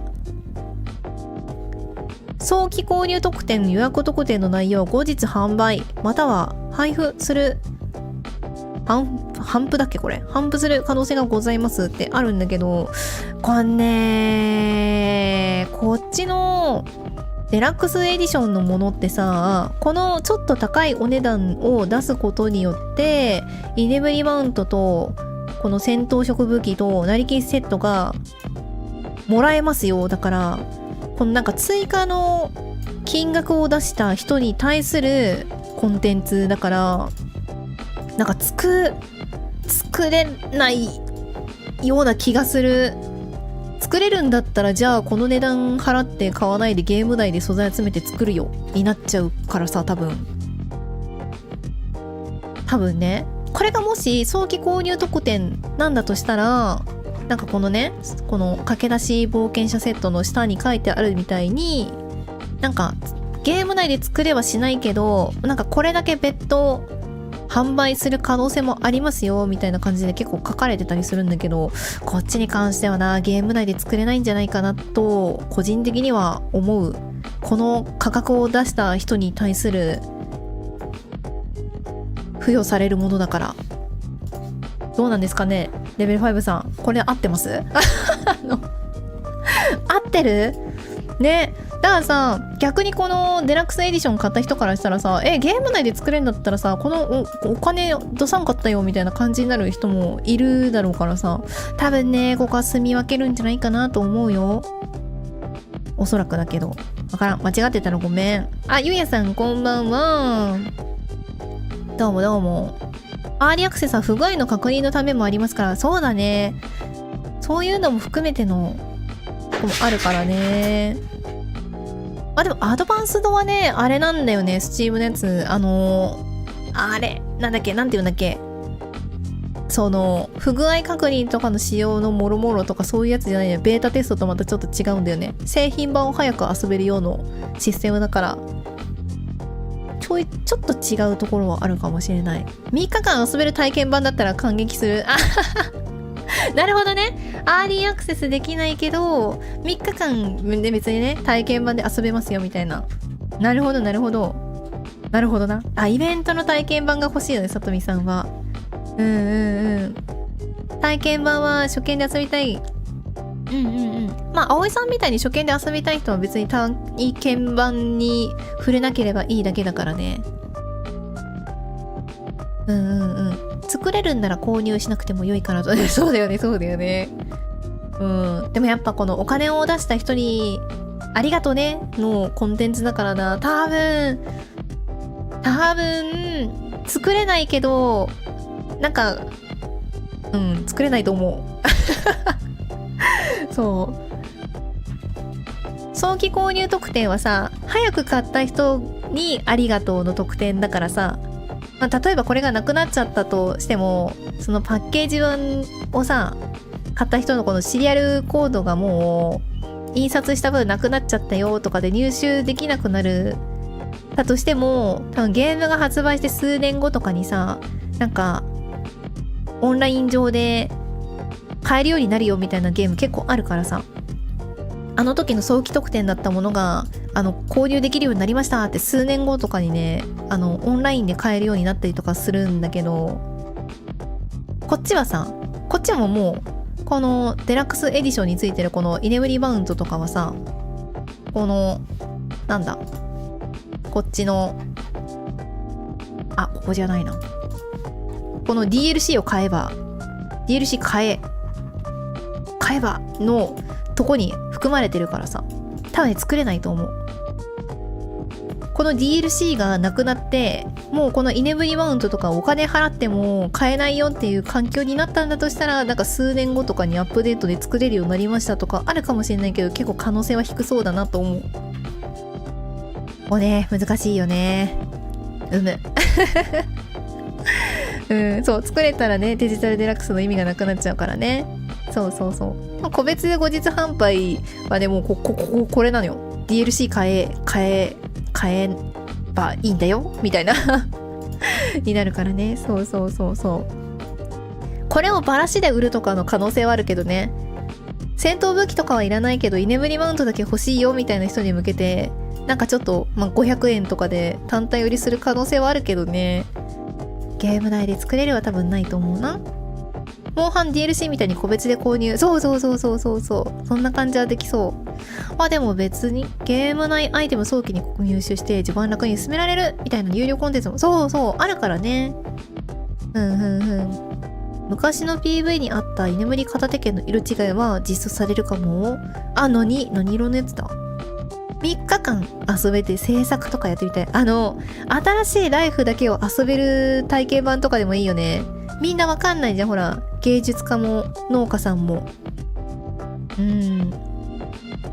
作れる場合だと〇〇のレシピとか、そうだね。レシピっていう書き方でやるよね。そうだ。やはり DLC 買うか。そうだね。買おう。買うのが良いよ。ちょっとね、ちょっと高くなるけど、まあ許されるでしょう。でこの予約のまたウェブページを出したままこっちに戻ろうとしてた。これね、これ見たことないやつさ見ようよ。今日なんか結局長丁場になってるなすごい。これはなんかスチームのページとかでも見たことある。これも見たことある。これ見たことあるっけ？あんまり記憶にない。これロックしとこう。これはあるよね。何かしらで映ってはいたと思うんだ。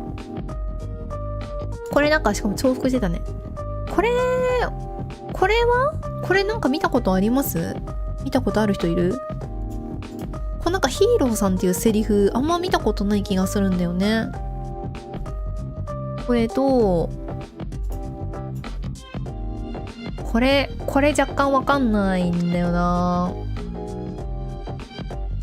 でもこの噴水あんまり見た覚えないんですよね。この鳥のやつでしょ。でこの居眠りミニドラゴンめっちゃ前からある。本当に？どれだろう。これヒーローさん？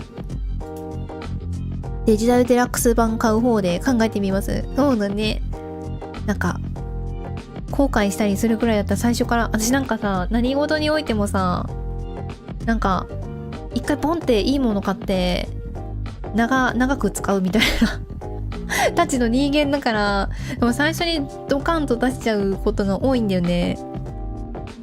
大池のカエルさん、ハチコの黄色いニット帽は何版の毒であるかな？あってほしい。何版かな？増えてほしいな。作れるようになってほしい。このヒーローも噴水も。本当に？じゃあ私が覚えてないだけだ。じゃあこれはロック外そう。なんかね、画質確かにこの2つだけでめっちゃ荒いんだよね。そう。じゃあこれは昔からあるにしといて。アバタン。これなんかアバタンなんか最近出たやつだと思うんだよね。ほんでしょ。で、ボタン配置とかも新しいやつになってるし。これはもう PV とかでよく見かけるやつ。これあんま覚えないんだよな。個人的にね。で、これは重複してます。これもなんか見たことある。これさ、多分、マルチプレイの4画面分割した中の、なんか、あれじゃないかな。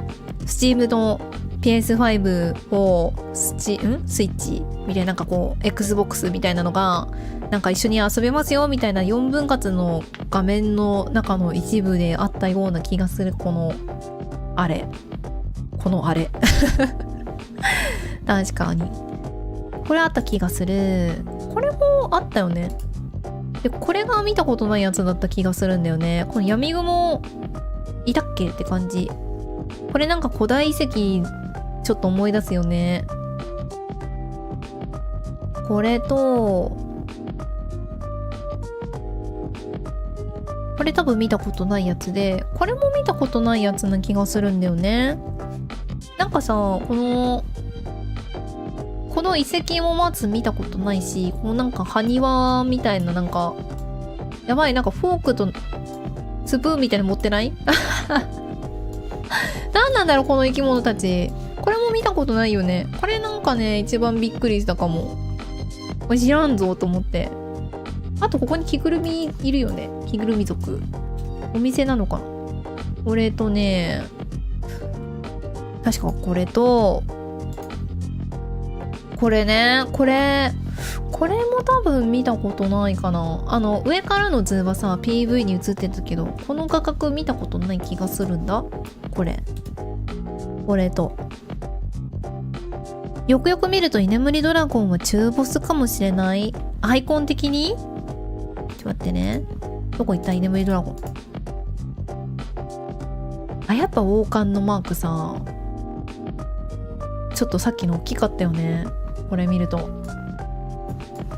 ね。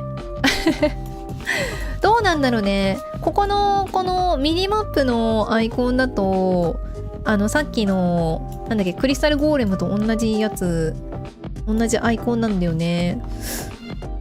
クリスタルドラゴンの、ちょっと待ってね。クリスタルドラゴン、ドラゴンじゃないよ。ゴーレムの、クリスタルゴーレムの、画像どうだったかな？ミニマップ。どうだろう？同じかな？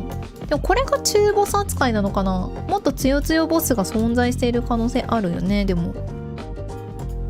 あるわ。雲糸垂れたら面白いかも。面白そう。青みさん、コンコンコン888、こんばんは。アバターのアイコンの下にある紫のボスマークが気になる。これかな？今これのこと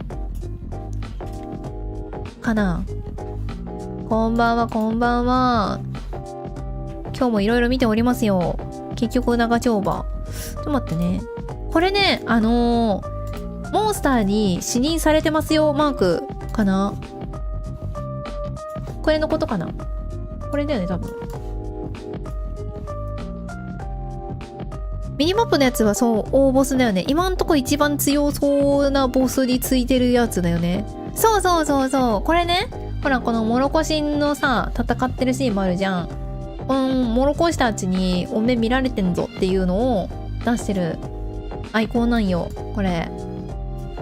なんかさ、ファンタジーライフ愛さ、いろんなアイコンの種類がありすぎてさ、わけわからんだよね。本当になんかいろいろまじまじ見てないとわかんないよね。ミニマップのアイコンもなんかいろんな種類があるからさ、そう、これはね、確か、もうお前敵に見られてから注意しろよマークのはずだった気がする。あとなんかあるかな？これ多分見たことないやつ。これはなんかね、何種類か見たことあるような気もする。そう、実際に遊んで覚えるのが一番手っ取り早いよね。接敵マーク出てるって時はメニューキャンセル戦法禁止ということで。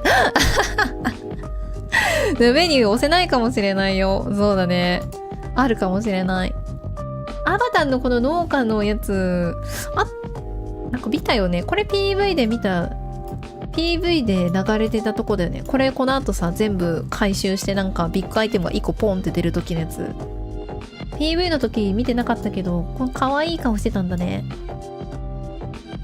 んなマザーとかに出てきそうな顔してる。かわいい。で、あとはこのかわいい芸術家ちゃんは見たことあるでしょ。あ、これ見たことないんじゃない？これどうですか？私なんか見たことない記憶がない。記憶がないんだよ、これ。ほら、いつものおなじみ噴水さんがここのアイコンで出てるの多分初めてだと思うし。そう、お前見られてっからな、注意しろよ大陸。そう、みんな気をつけてね。あれ、確かね、見られてるマークだから。これ、憩いのブランコもよく見るやつじゃん。で、これはこの前の特大 PV で、おお、初めて出たじゃんってなったやつ。これはちょっとよくわかんない。これ見たことないかな。どっかの PV に映ってたかな。このサボテンのなんか机みたいなやつはなんか見たような気もしなくはない。ここら辺もよく PV で使われてる。このお墓、どっかに映ってたような気もするけど記憶がない。で、この柱とかはよく見かけてたけど、ここで見るの初めて。で、これもよく見かけてるやつ。で、このなんか肉焼きと魚焼きとさ、普通の焚き火で種類が違うんだね。これは特大 PV の時に初めて出てきたかな。肉焼けるじゃんみたいな感じで、なんかそういうテンション上がって見てた気がする。あやきさんこんばんは。どうもどうも。こんばんはこんばんは。でね、このね、これ桃太郎の髪型の後ろかな。上手に焼けました。できますよ。上手に焼けました。お魚版もあります、ここに。ありますよ。これ多分桃太郎だと思うんだよな。なんかさ、あっちゃこっちゃ言っちゃってごめんね。画像があっちこっち言ってて申し訳ない。どこだ？ヘビ。あ、ほらほらほら。これの後ろ姿だよね。多分。モンスターハンターライフ始まる。うん。これの後ろ姿だと思うんだ。さっきの。これは。ね。でしょ？で、ここにさ、なんかしれっといるんだよ。なんか謎の建物。これが初めて見るかな？多分初めて見るはず。で、ここにさ、ここのアイコンもあったっけって感じ。これお家のなんか見た目とかに関するものかな。このアイコン的にはさ、これ玉ゲモの、これ屋外家具かな。あ、ここに屋外家具って書いてあるわ。で、なんかただの家具、小物みたいな扱いで、この家マーク昔からあったっけな。ちょっとわかんないんだよな。FLO だと金管ボスの上が存在してたから深く考えすぎたかもしれない。あ、なるほどね。上がいたのか。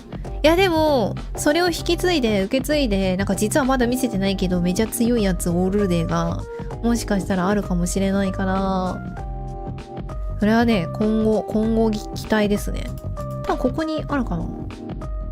あるわ。あったわ。湿気。ここにあったわ。お家の見た目の。9月24日の時点であったわ。そう。これがね、前に見た時の家具いろいろだったんだけど、うん、初めて見るやつ。あ、やっぱこのサボテンのやつあったね。あ、これもあるじゃん。あるやん。全然あるじゃん。あった、ここで見てるわ。全然見てたじゃん。記憶違いって怖い。実は、もうとっくに出てた。戻ろう。じゃあなんかちゃんと映ってたの、これくらいかな。この肉と魚の焚き火とこの柱くらいかな。すでに出てましたわ。すまん。これと、あとね、あ、でももうちょっとで終わりだな。あ、エドワードさんと、これもまあ見たことあるかな。まあでもこれくらいか。だから見たことないの、これと、これでも特にそんなに見るところないかなって感じかな。ここにすごい人の像が多分ここにうまいこと隠れてるんだけどこのくらいかな。PS 版ボタンのアイコンが新鮮。あ、そうだね、そうだね。なんかもう、なんだろう、いろんなハードのスクショをさ、アップしてくれるようになったから、なんかすごい新鮮ではある今まだ。あ、これは PS の画像なんだなとか、これは Xbox なんだなとか。これね、ここに像があるけど、堅くなに隠されてる。で、これがさ、ラノアさんが座ってた、あれだよね。玉座みたいなやつだよね。多分そう。すごいね。これ全貌が分かったね。これ崩れたところの正面なのかなっていうのが分かったかな。これは多分さ、ガチャダンツリーの中なのかな。多分そうだと思うんだよね。このミニマップの感じとかもさ、ガチャダンツリーの映像のところで見たのに似てるし、ここに10年前って書いてあるし、多分そうだと思うんだけど。ね。10年前だとやっぱ24レベルとかくらいのちょっと優しい感じだね。闇雲とマラカスゴーレムのやつ別バージョンもありました。え、本当にそれね、探しきれてないと思う。ちょっと後で、あれかな、店舗の予約ページに載ってるやつかな。後で探してくる。ありがとう。3DS 版も発表されないかな。ない。それはね、リンクをやるといいよ。10年前って書いてありますね。そう。自分のステの下になんかマーク出てる。自分のステの下？あ、これですか？これでもさっきのアイコンと一緒かな。これさっきのと一緒？あ、一緒だね。これ敵に見られてるよお前。注意しろよマークです、これ。確か。見られてっからな、注意しろよのマークです。確か。そう、敵視のマークです、これ。確か。なんか私有の時とかもそうだった気がする。モンハンの目のやつと同じ。そう、こんな感じですね。ほんで、あ、でもこの闇雲のやつ、でもどうだろうな。あとなんか見れるとこあるかな。まあ、ガチャダンツリーの中だねっていうのが分かったくらいでしょ。このさ、このなんか杖みたいな何これ主人公の持ってる剣かな。剣だと思う。王国兵士の剣にしてはなんかさ、なんか魔法使いみたいな杖持ってるね。シンプルな。NPC が初期装備なのかな。多分そうじゃないかな。ここね、この前のラウラちゃんのなんだっけ、なんとかローズ武器と違うもんね、これ。ガチャダンの部屋の中も、そうですね、いろんなのありますよね。この前見たのとまた全然様子が違う。これなんだと思う？これ剣？これ剣なのかな？ね、グレンさんに至ってはちょっと剣の残像でわからん何持ってるか。どう見ても杖ですよね、これ何？これを剣と呼んでいいのかという。金縛りみたくその敵を倒さないと先に進めないとかも、あるかもね。リンクの時もほらマップの出入り口のところにさ、岩が置かれてて通れませんよみたいな。で、敵倒したらなんか通れるよみたいなありましたもんね。ガチャダン釣り観光もね、そうだね。やろう。観光ついでにどこまで潜れるかやろうね。こんくらいかな。だからね、今後予約ページがいろんなお店で出た時には、商品購入ページについてる画像も要チェックするのがいいと思います。ぜひぜひ。こいつらは何なんだろう。この埴輪たちの集落なのかな。この集落のど真ん前になんか店を構えてる着ぐるみちゃん、気を座ってると思う。これね、これマップどうなんだろう。なんか施設っぽい感じのアイコンではあるけどね。でなんかクエストありますよみたいな、ちょっといつもの白い吹き出しじゃなくて青いやつついてるね。なるほどな。この家のこれなんだろう、なんかの建物のアイコンだけど、まあ、この後ろにも何かがあるんだろうね。主人公の後ろでしょ。でこれね、この下から入るのかな、下から入って上に出てみたいな感じなのかな。下にもなんかダンジョンがあって、ここも階層になってるとかだとなんかそれはそれで熱いね。埴輪のやつ、夏ココと砂とかけのバージョンがありますか？マジもうね、大当てで引っ張ってきたからね、そうね、いろいろ抜けてる気がするよ。ありがとう。ちゃんとで確認してみます、それも。なるほどな。はいはいはい。で、あれだよ、ちょっとこの雑誌のやつもあるんだった、忘れてた。雑誌のね、これ。なんか、内容はさっくりとで済ませるけど、みんな買った？これが、ニンドリのやつで、お名前が初めて出てましたね。稲地さん。と、ちょっと見づらいけど、芸術家マスターのディブレットさん、ディムラーというやつ、把握。こっちの方がわかりやすいかな。ね。ディブレットさん、かわいい。めちゃくちゃかわいいと思う。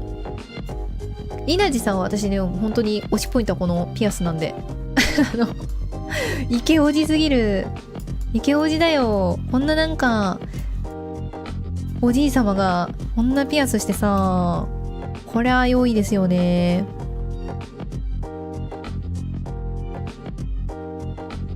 で、あれかな？なんか、こっちかな？ここにさ、この稲地さんが喋ってるとこにさ、こうなんか山菜あらしめって言ってるから、なんか山菜的なものも育てられるのかなってちょっと気にはなってます。ニントリはそこのページのみ。そうなんだよね。このページだけなんだよね。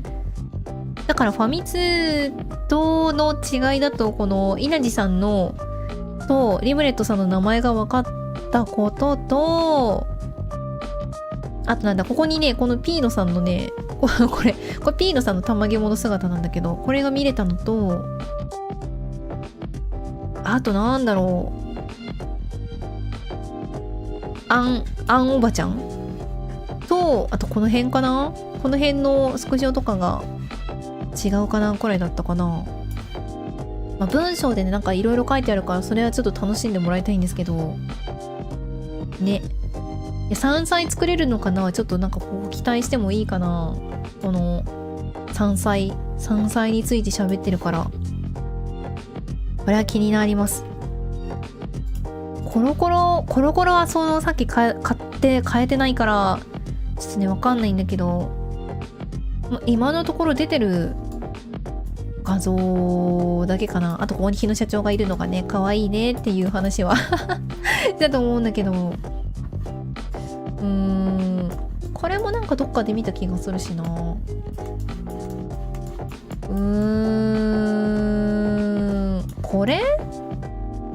これ見たことないかもしれない。この画像 PV とかで一瞬映ってるとかだったらちょっと覚えきれてないけど、この感じ知らないぞ。レベハーしてるね。スネーク装備一式も初公開。あ、どこニンドリ？これかな？これじゃない？多分これ初めてだと思う。これのことだとしたら。アンおばちゃんはメグさん属性だね。なんか先祖かもしれない。でもこんなになんか可愛らしくなっちゃってさ、この眼帯に紫ハートついてるの可愛いよね。絶対頼れるおばちゃんなんだろうな。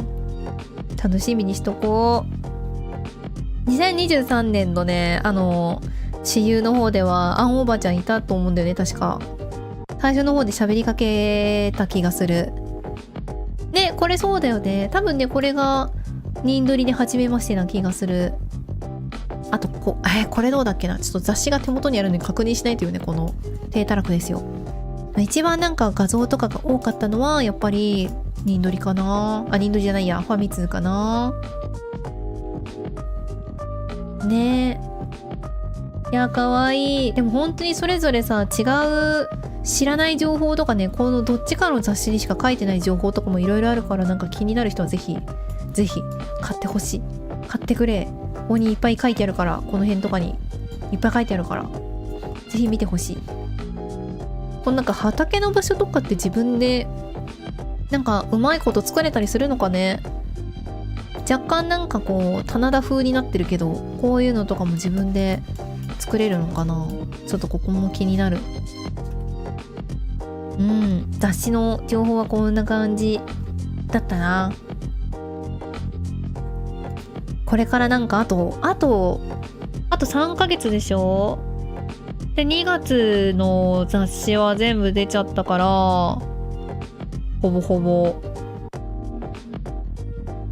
あと何冊くらいファンタジーライフの情報が載るゲーム誌が出るんだろう。恐ろしい。またなんか雑誌出てたらいろいろ話しますね。いや、あと3ヶ月長かったよ。本当に長かった。もうずっと待ってたよ。やっと遊べるのかと思うとね。配置変えたいよね。畑のなんかさ、効率よい畑の配置とか自分でいろいろあるじゃないですか。こうした方がやりやすいなとか、うまいこと配置換えしたいよね。そう、発売後も雑誌出るだろうしね。そうなんだよって考えると、もうやばい。雑誌何が困るって置き場に困るんだよね。ファンタジーライフのとこだけスクラップすればいいんだけどさ、なかなかね、なんかおろそかにしてるとだんだん溜まってきちゃうよね。攻略ブックが出たら買う。いや、もう絶対買う、絶対買う、絶対買うよ。もしかしたらあれじゃないですか、攻略本によってさ、ほら攻略本特典装備とかさ、なんかすぐ可能性もあるじゃないですか。やばい、そんなことになったらもう一体何冊買えばいいのか。攻略本楽しみだね。いや、夢見とこう。攻略本の畑の横にキッチン置くのが最高効率。そうだね。いや、やる。絶対そういう配置とかにしちゃう。いろいろね、決められるのであればやりたいなあ。なんか倉庫的なものとかってあるのかね。お家でさ、今まではなんかリュックいっぱいになったら倉庫に持ってってたじゃないですか。今回ほら結構さ、私有の時の状態だったからあれだけど、999ずつくらい持てるみたいな仕様にはなってたじゃん。なんかある程度リュックにしまい込めるとはいえ、そこもパンパンになった時のために倉庫システムとかあるのかな。どうなんだろうなっていうのはちょっと気になってる。やっぱさ、手元に999個ずつアイテムがあるとどうしてもなんか大変じゃん。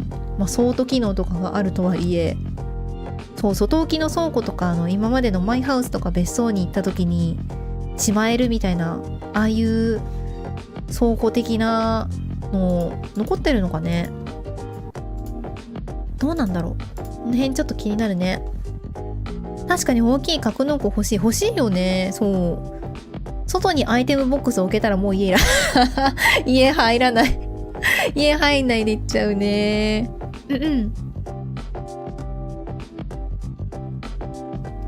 大工になったら作れそう。倉庫がね。確かに攻略本出てほしいよね。さすがに今の時代攻略本特典装備はないんじゃないかなと思います。そうなんだ。へえ。つけるくらいなら個別でデジタル販売すると思いますね。あれじゃあポケモンとかでつけてたのってもう古いってこと？あれか。あれなんだっけ、スカーレット・バイオレットの時とか結構ついてたと思ってたんだけど、まあ数年前だしな、言うてもう古いのか、ここ数年では。まあ夢は見たっていいと思うんだ。ついてるかもしれないし、ついてないかもしれないし、まあどっちにしろ得点がどうのコードで買う買わないじゃなくて、もう攻略本が欲しいになってるから、得点があろうがなかろうがみんな買うとは思うよ。漫画得点装備をするゲーム。何それ漫画得点装備って何？あ、漫画に得点装備がついてたの？恐ろしいやん。まあゲームによるよね。ゲームとそのゲーム会社さんと攻略本作ってる会社さんのあれそれによるよね。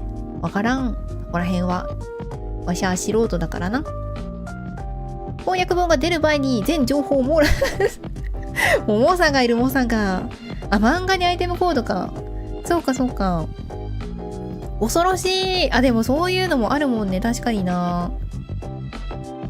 うんうん。あ、やっぱポケモン未だについてる？あるよね。あるある。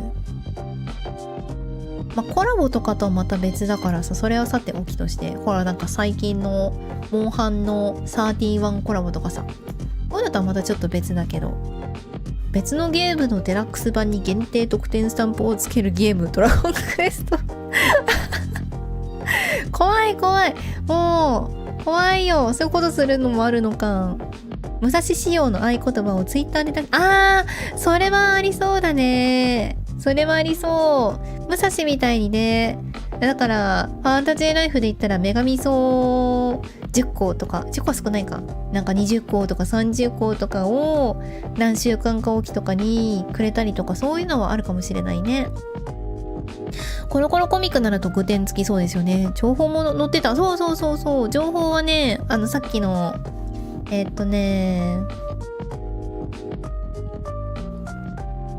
これかな？これがコロコロのやつ。これ、公式 X が載せてた画像で、大事なところはモザイクかかってるから大丈夫と信じて持ってきたけど、怒られたらここのアーカイブはなくなると思って。そうそうそうそう。コロコロね、コロコロ特典とかあるよね。懐かしいな。いろいろついてたね、カードとかさ。あったな。小さいミニ本にファンタジーライフの装備の情報とかあったね。なんかさ、閉じ込み冊子みたいなのとかでね、あったりするよね。合言葉のコードとかありそう。合言葉って今回あるのかな？合言葉コードみたいなのを X とかで教えてくれて、それでこうね、あるかもな。いろいろ楽しみにしとこう。そういうのがね、どっかで出てたぞってなったら、その情報はみんなで共有し合おうね。この雑誌に載ってたからこれ買うといいですよとか、今日の X の更新に合言葉載ってたよとかね、教え合うの楽しみだな。クロスプラットフォームなので各ストアで入力するコード。なるほどね。合言葉、そうだそうだ。じゃあやっぱ武蔵方式ですね。そうだよ。ラルバさん。そりゃそうや。確かにな。合言葉方式ですね。合言葉の方がファンタジーライフの人たちにも馴染み深いもんね。3DS の時代からあるし。今ならデジタル攻略本とか出しそうな気がしませんか？紙ではなくネットで見れる攻略本。ありそうかな。ネット。あれだよね。Kindle とかああいうやつで出すやつだよね。それは販売してくれそう。机にのさ、ファンタジーライフじゃない。ファイナルファンタジーのアルティマニアとかああいう系もね、出てたりするしね。いや、外でもさ、見れる攻略もやっぱ欲しいよね。デジタル版も欲しいです。新しいジャラでも出ますかね。スナックワールドコラボのさ、装備とかさ、欲しいですよね。親和性ありそうだからすごい。ちょっと私、スナックワールド未プレイだからあんまりなんか、出しゃばったこと言えないけど。各プラットフォームごとと限定アイテムをつけるゲームドラもうちょっと、あそこはいい意味で、おかしいよ。おかしいよ。やっぱレベル5さんがいるとしたら合言葉方式の方がありそうだね。確かに確かに。いや楽しみだね。あるといいな、合言葉。今んとこヘンテコパッドとかなんかああいうとこにもその合言葉的なメニューなかったもんね、そういえば。これは足湯の時のやつだ。あ、そうだ、ここのデータに持ってきてないんだった。モンハンの31コラ PS5 版のみ。あ、そうなんだ。あれ、スチームのもんとかダメなんですね。なるほどな。今の時代アップデとかがあるので、物理本より電子的な公式の攻略サイトとかアプリとか出てくれると、そうなんですよね。結局攻略本の情報が古くなっちゃうんですよね。それはめちゃくちゃわかる。だからなんか今やってる別の PC ゲームとかは、なんか、そのゲーム専用のなんとかペディアみたいな、なんかウィキペディアもじったやつみたいなのがなんかちゃんと公式サイトにねリンク貼ってあって、そこで見るとある程度のことは分かるよみたいになってたりするので、そこでねなんか都度更新があるといいんですけど、まあでもそこまでやってくれるかレベル5さんみたいな、なんか有志の人たちが先に情報まとめちゃいそうな気はする。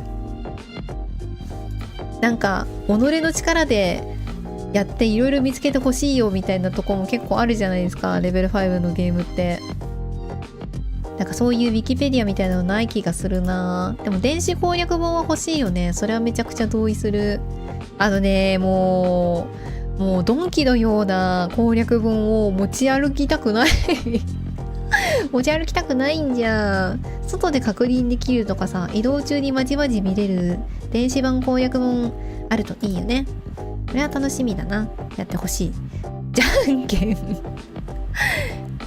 タイトルに合言葉移動したとか、タイトル画面の方でね合言葉入力とかありそう。もうじゃあそれはゲームが発売されないとわからんな。さすがに体験版とかさ、私有版とかがもし今後出たとしても、そのメニュー画面にそれ出さないよね。出す必要ないもんね。持ち歩いたらファンタジーエルミンと出会えるかも。バカデカドンキみたいな本持ってる。あれはファンタジーライフの攻略本みたいなファンタジーエルミンじゃんみたいな。もうそんな変わり者いるか持ち歩こう。じゃあドンキのような本を持ち歩く携帯機専用ゲームドラではなく2のそう2の国に原点回帰して本がついてもいいよね難しいな。大変だわ。紙の本高いからね今。なかなか難しいとは思うけど、でもぜひ頑張ってほしいなと思う。まあ、そんなところですかね。今日めちゃめちゃ話したな。今何時ですか？何時？もう11時半じゃないですかやばい、今日も特にファンタジーライフのことを一緒に話してくれる方は現れずまあちょっとね、来週なんかあるかな、こういう話すネタあるといいんだけどな。コンビニとかファーストフード店とかコラボ企画で合言葉コードをもらえるとかでもおもろそう。やってほしい。難しいかな。なんか稲妻イレブンとかだとありそうだけどね。ファンタジーライフもなんかやってほしいないや、あったらねウキウキしながら行っちゃうよね。あってほしいな。